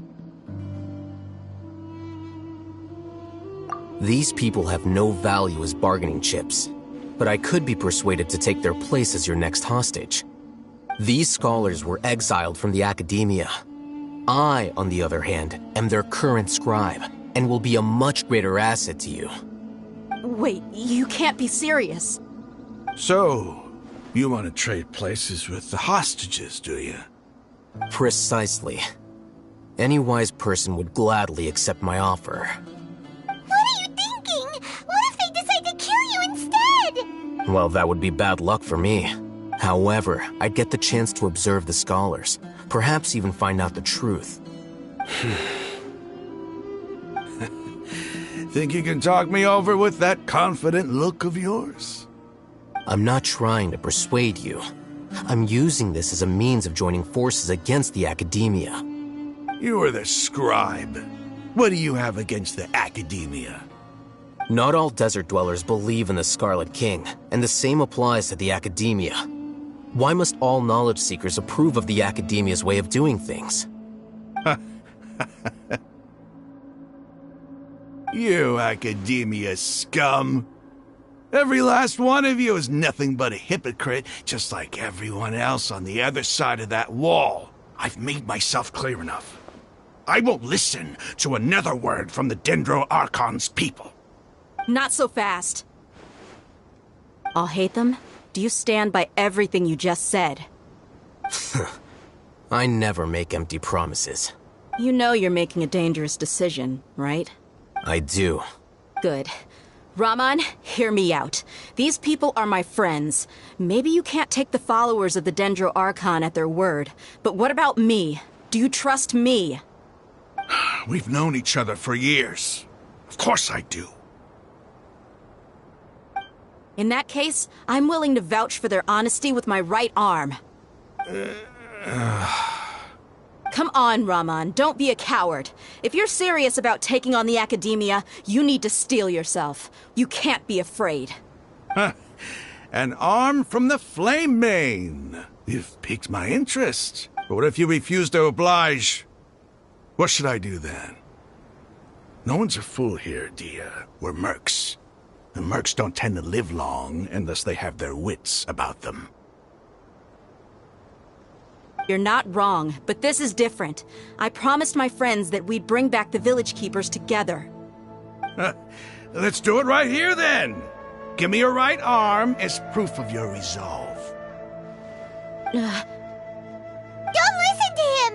He's not even trying to negotiate! He just wants to make things more difficult! That's fine. Are you crazy?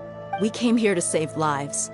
One arm for that many people is still a pretty good deal, if you ask me. Raman, I'm holding up my end of the deal here. You'd better not let me down. Sure. Go ahead and cut off her right arm. No! Dia! What are you gonna do? Think of something! You don't have to go this far. That's not for you to decide. Do it! Dia! Run!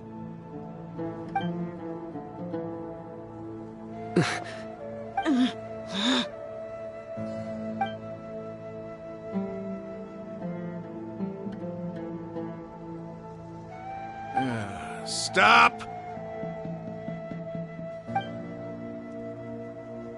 What's wrong? Can't do it? Flame Mane, you and I are both desert folk. Cutting off your arm is no different than cutting off my own fingers. Where's the sense in cutting my own kin to pieces? You've shown me that you're serious. Go on now, take your friends and leave. Meet me in the desert at noon tomorrow.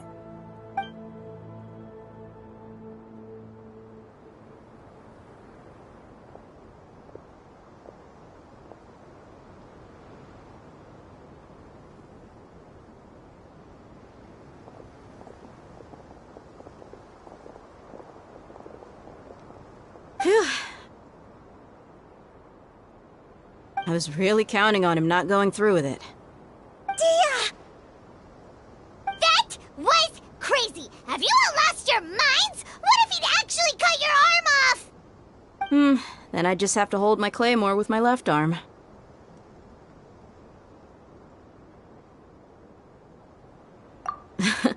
Okay, I'm sorry. But sometimes when you're out on a limb, you gotta double down to seal the deal, you know?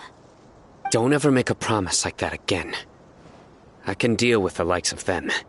If it came down to it, you would not lose to them either. I don't doubt it, Sino.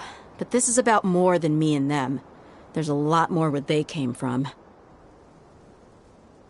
Even if we got rid of one bunch of radicals, there are others out there. Wiping them out would do more harm than good. As you wish. I'm sorry, Dia. I should have stayed put and listened. I should have trusted you. It's okay. I promised you I'd help find your grandpa, so I'll do whatever it takes. Whatever it takes? You just might be scholar material. Huh? Are you serious? The Eremites once said that I was a lunatic. Perhaps a little madness is essential to be successful in research. Why does it feel like he's using his praise for me as an excuse to brag about himself? Okay, let's get moving. We should head back to the village and rest up. Today was just a trial run. Noon tomorrow is gonna be the hard part.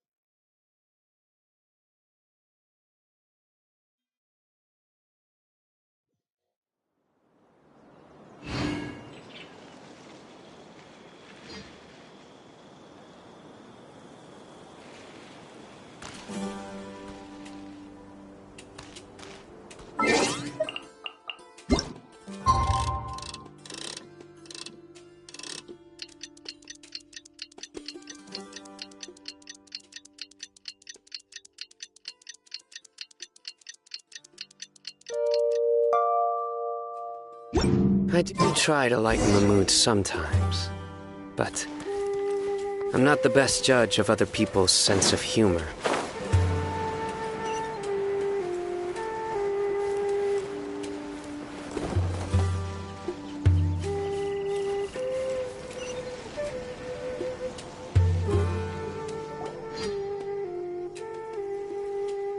You're all here so early.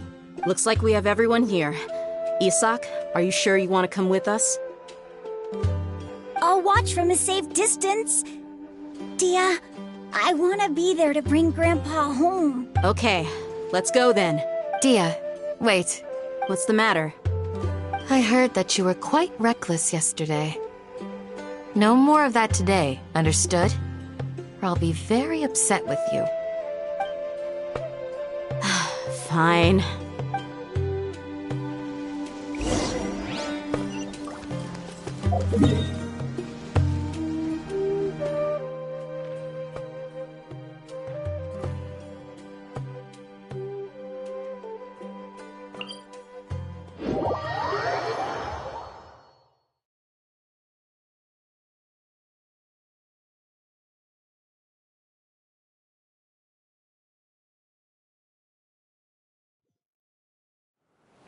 A familiar sight.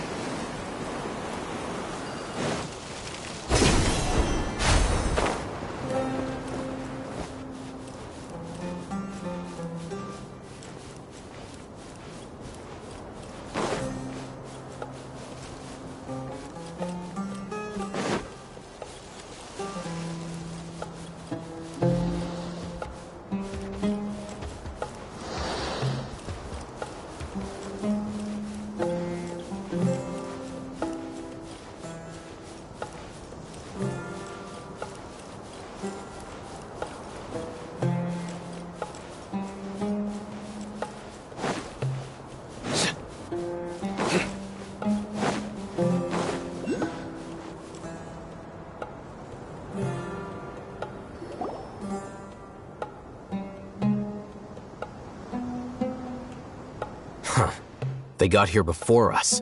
Uh-oh. Is it because Paimon overslept by 5 minutes and held everyone up? Is everything ready? Absolutely. Although, you brought fewer people than I imagined. Bring him over. Grandpa! Why is there only one of them? Raman, I've always thought of you as a man of his word. What's this about? It's a one-for-one exchange. Sounds fair, don't you think? And let me put it this way. Agreeing to any kind of deal with the Dendro Archon's people is already a huge compromise on my part. Don't you think you've asked enough?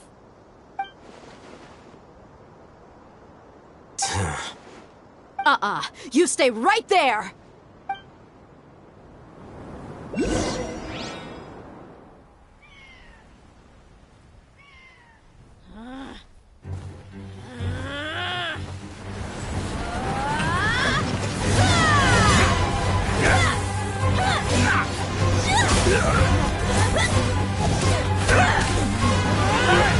Wait, what do you think you're doing? Grandpa! Don't you see this blade here? You coward! Why are your hands shaking? Wait a second! It's a earthquake! Grandpa!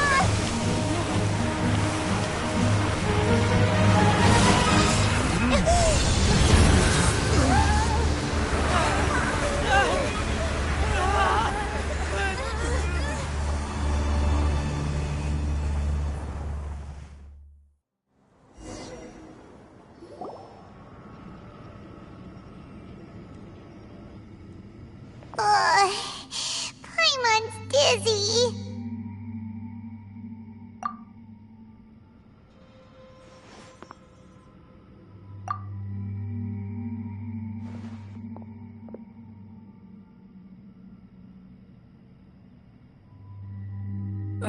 This day's going just great. What a nuisance. The sand dune collapsed. I saw an energy field. The village keeper protected us. It glowed green with dendro. Just like you said, it may well have been the remains of Lesser Lord Kusanali's power inside the scholar's body. The Dendro Archon. The present one. Grandpa? Grandpa? Oh no, he's getting confused again. Hey, look around you. Did there used to be a temple here? It seems that when the sand dune collapsed, it exposed these underground structures. The symbols on the gate belong to the Scarlet King's civilization. This structure must be ancient. Over time, the sandstorms completely buried it and left it in the state we see now. It could have been an underground palace in the distant past. Oh, a miracle. Praise the Scarlet King! What's he doing here? And his men too?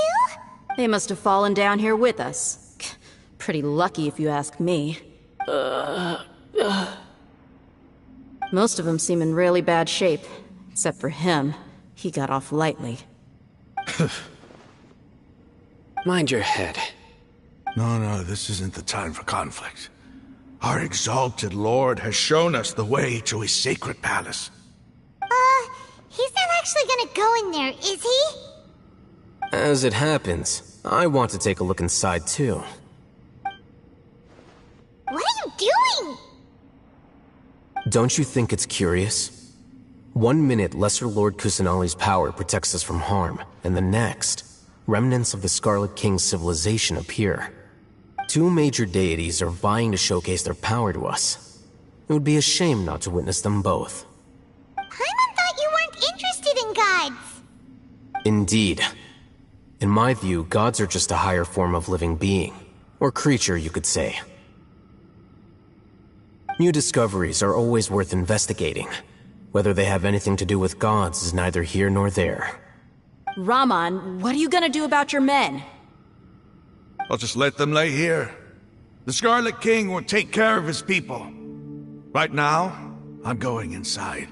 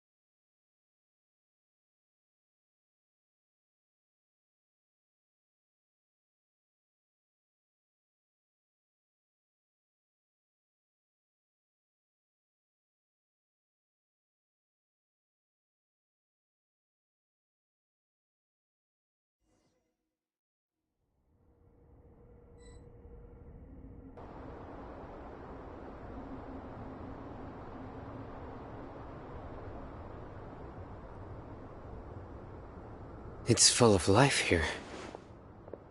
This defies comprehension. It looked completely desolate from the outside. Yet, it flows with energy inside. Yeah, and there's so many plants. It's so pretty. Sir Raman. What, huh? Me?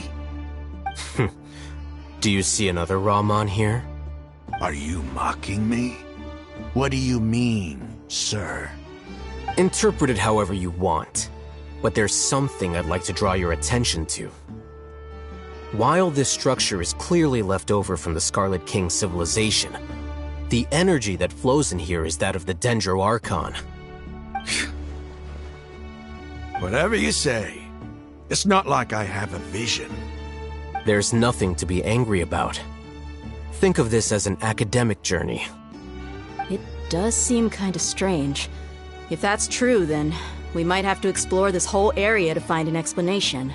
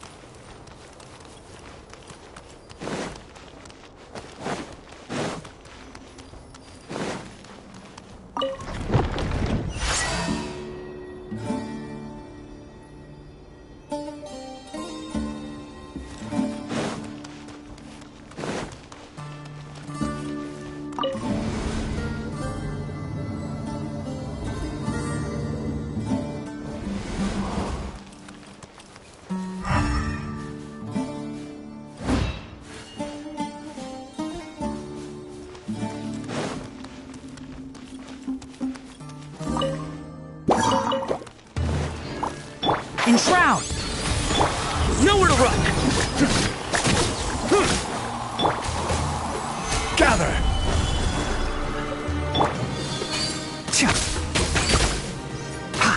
One with the forest! Surrender!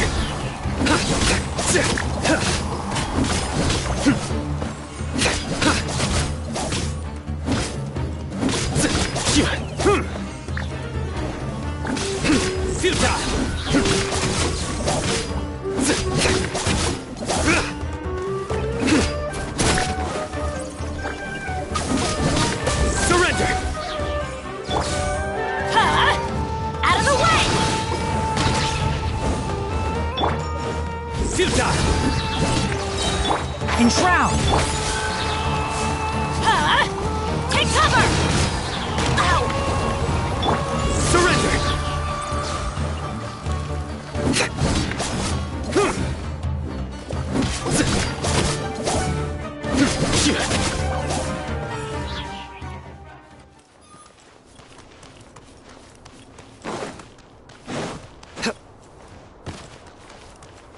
Keep up! Can't see? I'm going in! Through me, justice is served!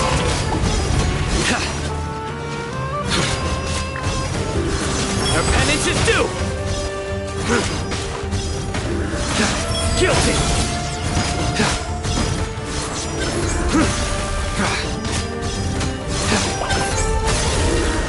Their penance is due!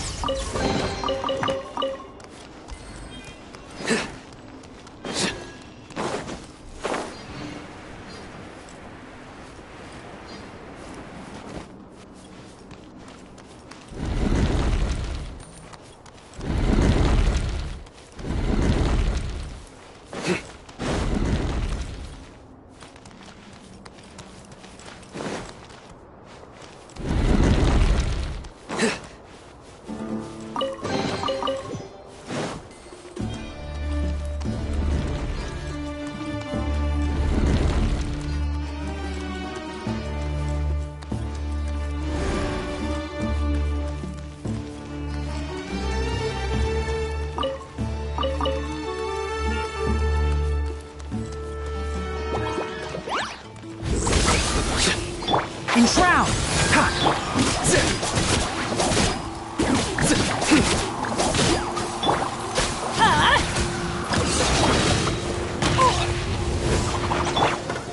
Stabilize! Can't see? Nowhere to run!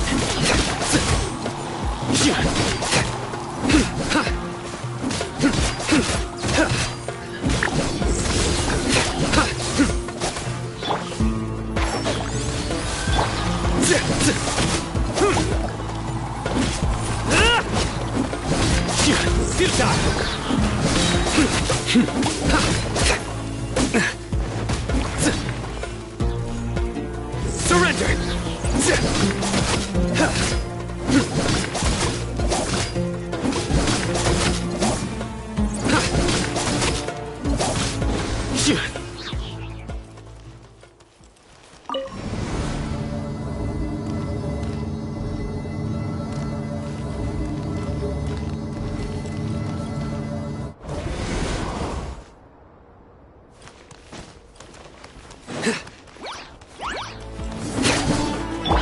Enshroud! Let's nip that in the bud.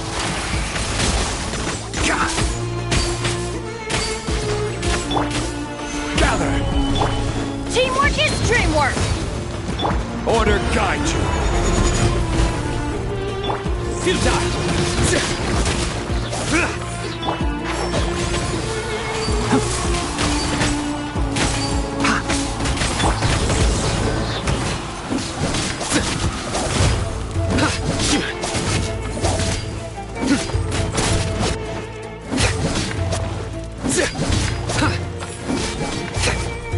Nowhere to run! Let's light it up! One with the forest.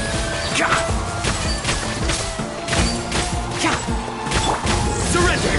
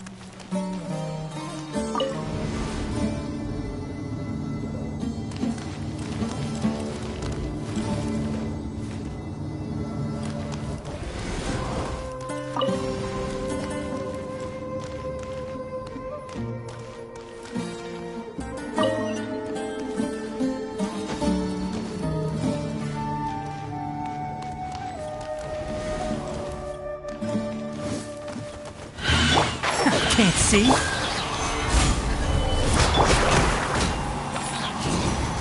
Out of the way!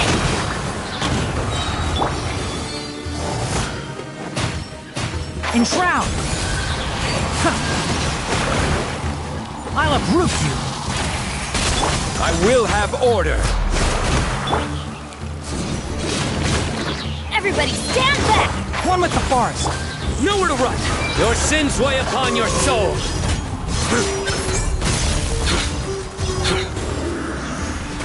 guilty!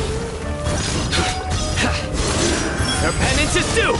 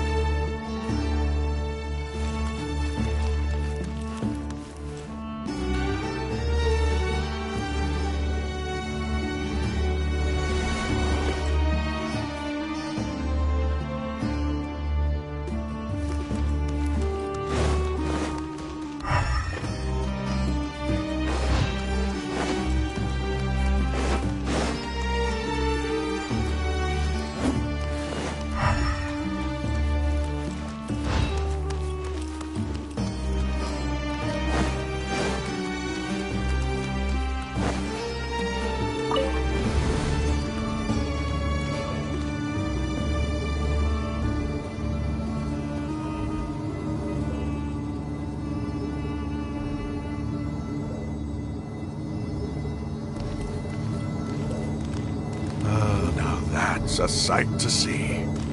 The Scarlet King's splendor surrounds us. There's so much vegetation here. It's different than what I expected. Sure are a lot of plants for a desert. That's what I call divine providence of the Scarlet King.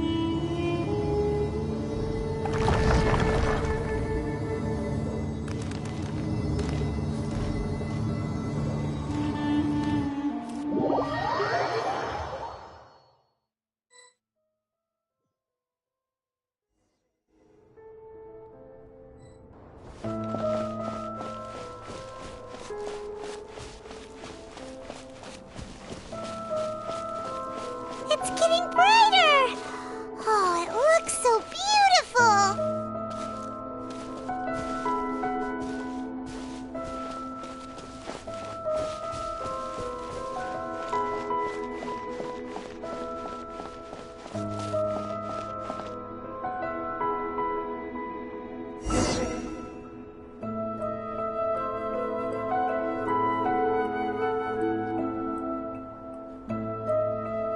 Wait.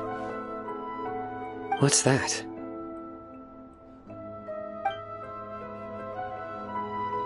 A load of flowers. And it looks like there's something among them. Oh, these are Scarlet King runes. They left something behind. Yes. It's an elegy written in an ancient script. What does it say? Here lies our faithful priest Kasala. His wisdom is a miracle among the people, deserving of high praise and admiration. You can read ancient Scarlet King script? Of course. Every student needs to master at least 20 languages before they graduate. He's not serious, right? There's still something off about this place. The elemental energy here is too concentrated. The scent of life. Is it trying to tell us something? Is this it? Analyzing.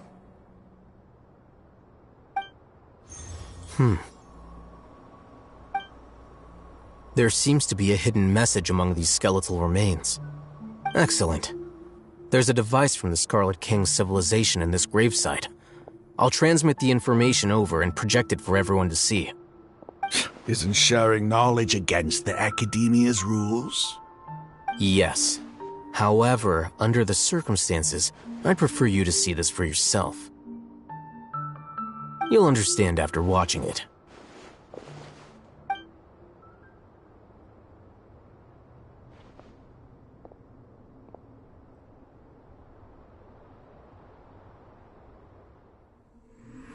Civilization is born of knowledge, but so too can knowledge be its demise. A disaster caught us unaware. It was knowledge that did not belong to this world. The Scarlet King brought this forbidden knowledge into our world, and it quickly spread like a plague. People's minds were filled with crazed whispers. Dark gray scales spread across their bodies. Even the land was stripped of its vigor. Only a desperate, deathly silence remained. Were it not for greater Lord Rukkhadevata from the forests, the damage would have been irreversible. She summoned the priests to build temples and infused into them the divine power of life. The disaster was miraculously tempered, and the embers of our civilization were preserved in Aru village. Alas, the miracle could not last. As long as forbidden knowledge continued to exist, it would forever blight this world. In the end, the proud king of the desert, my eternal lord, chose to sacrifice himself. I have spent my whole life since guarding one of these many temples. But now, my duty is coming to an end. As I close my eyes for the final time, the sight of that noble deity will appear in my vision once more. In helping the Scarlet King to eradicate forbidden knowledge, she exhausted her strength, and her form became that of a small child. How strange. Now that I think of her, I no longer have any fear of death, for I sense that the spirit of life will abide with me during my eternal sleep. Children of the desert, cling no longer to past grievances, but hold tight to the memory of this act of benevolence. What was that? The priest's memories. No, impossible. Greater Lord Rukkhadevata. So the former Dendro Archon and the Scarlet King were never enemies at all. But this doesn't make any sense. The Dendro Archon's followers, they're clearly... Was that the former Dendro Archon? He became so tiny in the end.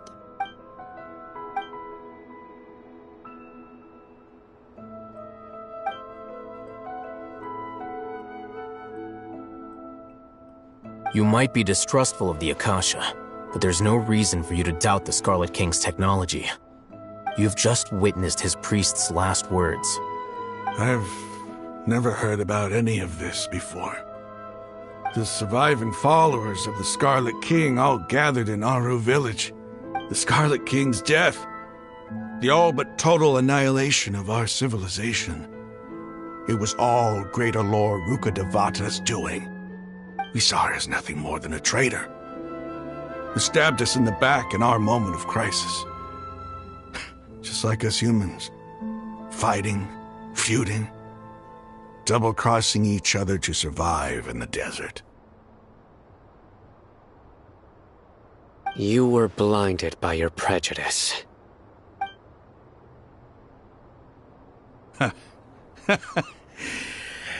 If I hadn't seen this for myself, if I hadn't witnessed his last words with my own eyes, ears, and heart, how could I ever begin to accept this? The truth is so far from what I've always known. Am I really supposed to believe that after all these years, all this time seeking revenge, Suddenly now my enemy is my savior?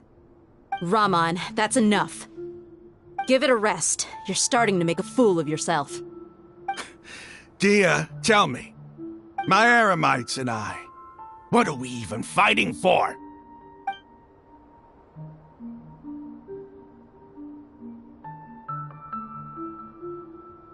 Hey, how you doing? I'll live. Thanks. I should probably go. Can't just stay here forever. What's your next move gonna be? Oh, I know what you're going to ask. I feel deeply ashamed of everything I've done. You'll get everything you're asking for. But please, give me some time. After everything that's happened here today, somehow I need to explain it to the others. It's not gonna be easy. Well, I guess that's for me to deal with. Dia, this is where our camp's located. Make a note of it. When would be a good time for us to go? Tomorrow, I'll convince everyone that we're all on the same side. And I'll return every last one of your your village keepers. We'll share our other resources with you, too.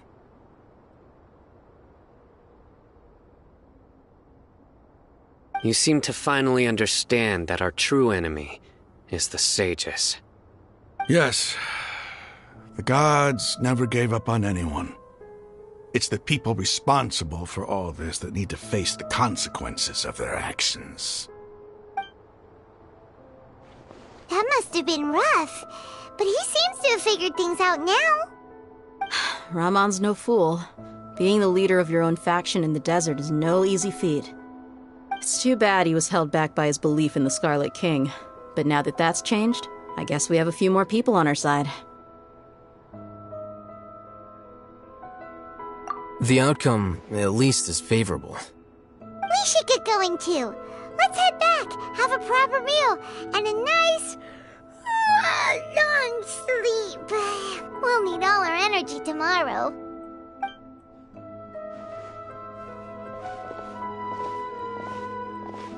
Sino, we're leaving! Stop yelling.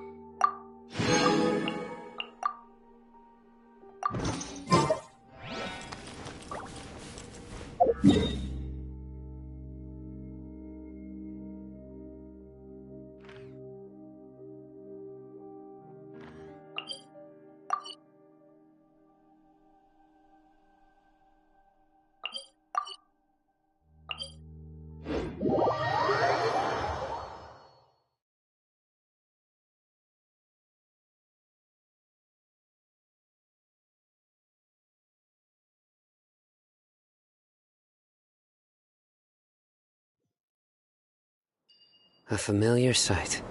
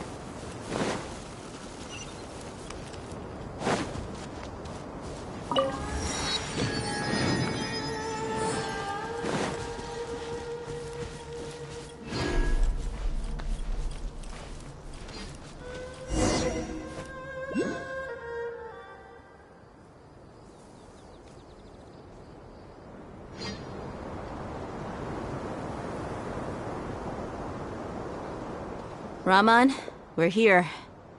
Everything's been arranged. Someone will bring the village keepers back to Aru village shortly.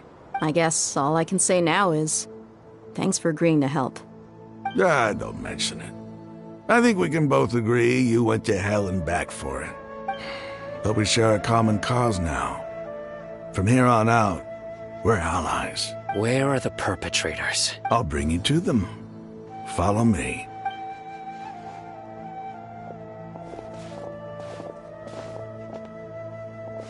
So these are the people who kidnapped the village keepers. Oh no, it's the scribe!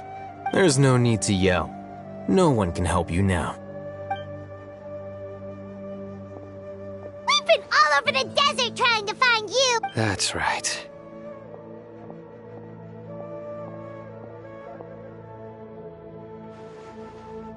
General Mahamatra?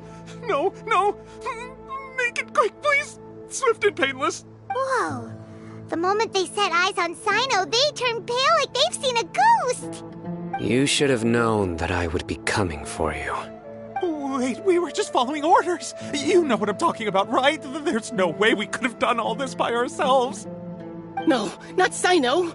He's gonna tear us limb from limb! I could do worse. Please have mercy! Start talking.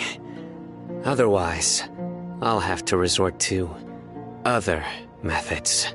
So, your superiors have kept you quite busy recently. Why? What are they trying to accomplish?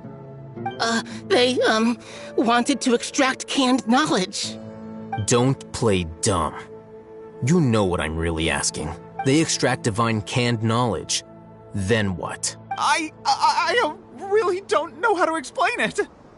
Well, you better start talking or you'll be sorry! You don't want to make things any more difficult for yourself, do ya? Be my guest.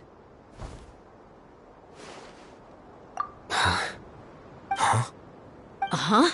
That sure didn't sound like a fancy metaphor or anything. You're serious, aren't you? How did you know? There's no use hiding it now. Yes, you're right. The Academia is working on an important and potentially world-changing project. They are creating a new god. A god that will belong to them and to the people of Sumeru. It may seem as if Sumeru's academics are thriving, but ever since the death of Greater Lord Rukkhadevata, scholarly breakthroughs have been few and far between. The withering of Irminsul has been getting worse recently. The sages have tried everything they could think of, but nothing's worked.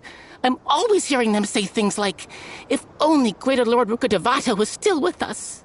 Continue. And then, someone from the Fatui showed up. They called him the Doctor.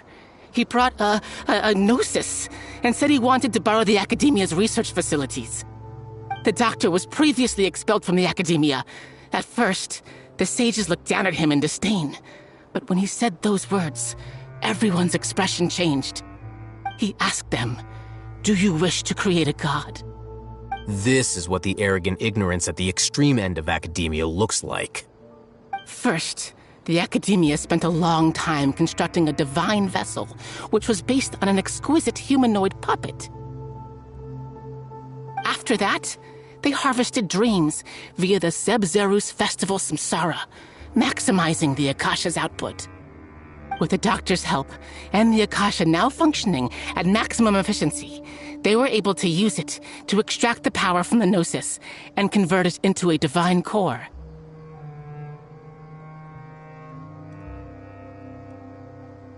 Next, they decided that their new god needed to possess divine wisdom.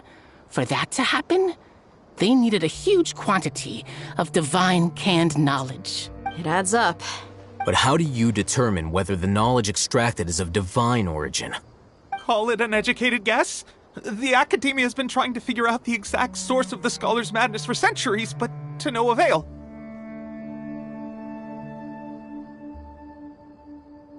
Nobody can explain the cause of this phenomenon. Surely you can see what that implies, Scribe Al-Haytham. If it's knowledge no mortal can comprehend, then it must be something only gods are able to decipher. In other words, it's the source of the God of Wisdom's omniscience and omnipotence.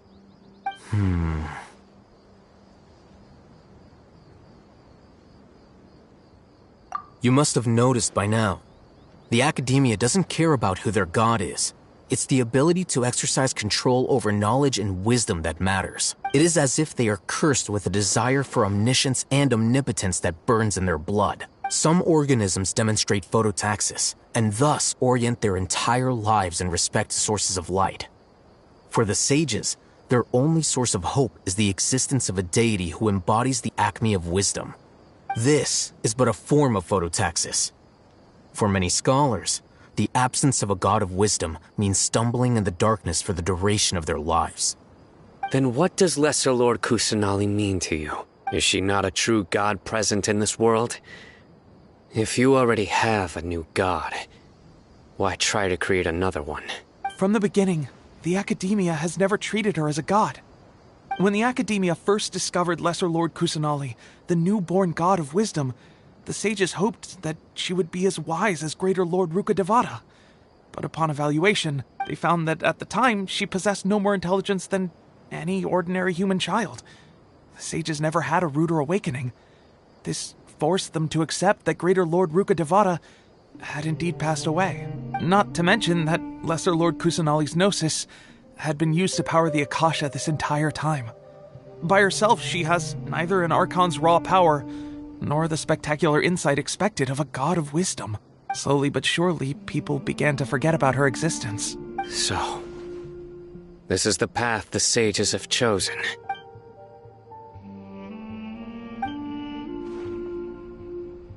All right, let's try to keep our cool. If everyone's in a bad mood, then let's change up our scenery. Raman, give me a few men to help us escort the village keepers back to the village. And these two scholars, they're coming too. Sure, as you wish.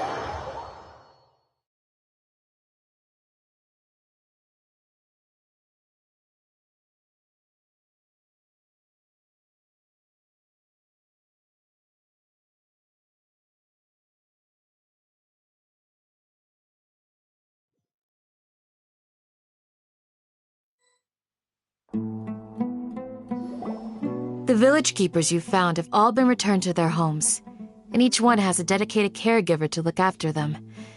The two new scholars are being kept under close supervision, too. Really great work, everyone. The atmosphere is so heavy.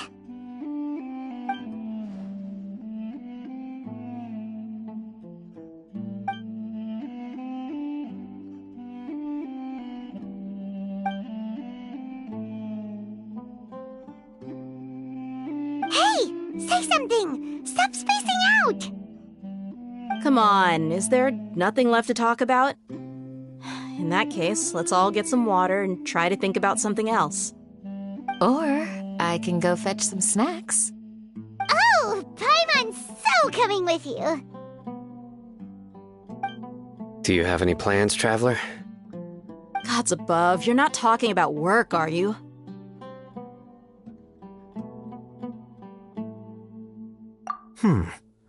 So you were still withholding some information?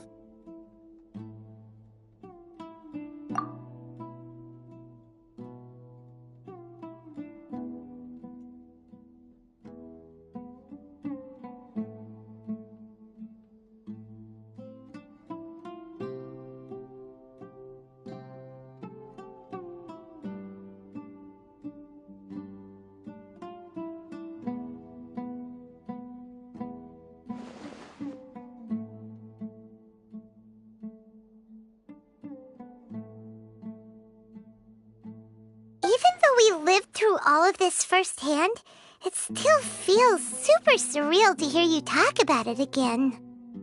What a whirlwind of a story. I felt like I was holding my breath the whole time. It seems like there'll be more issues to face in the days ahead than I'd anticipated. Still, now's a good time to make our next move.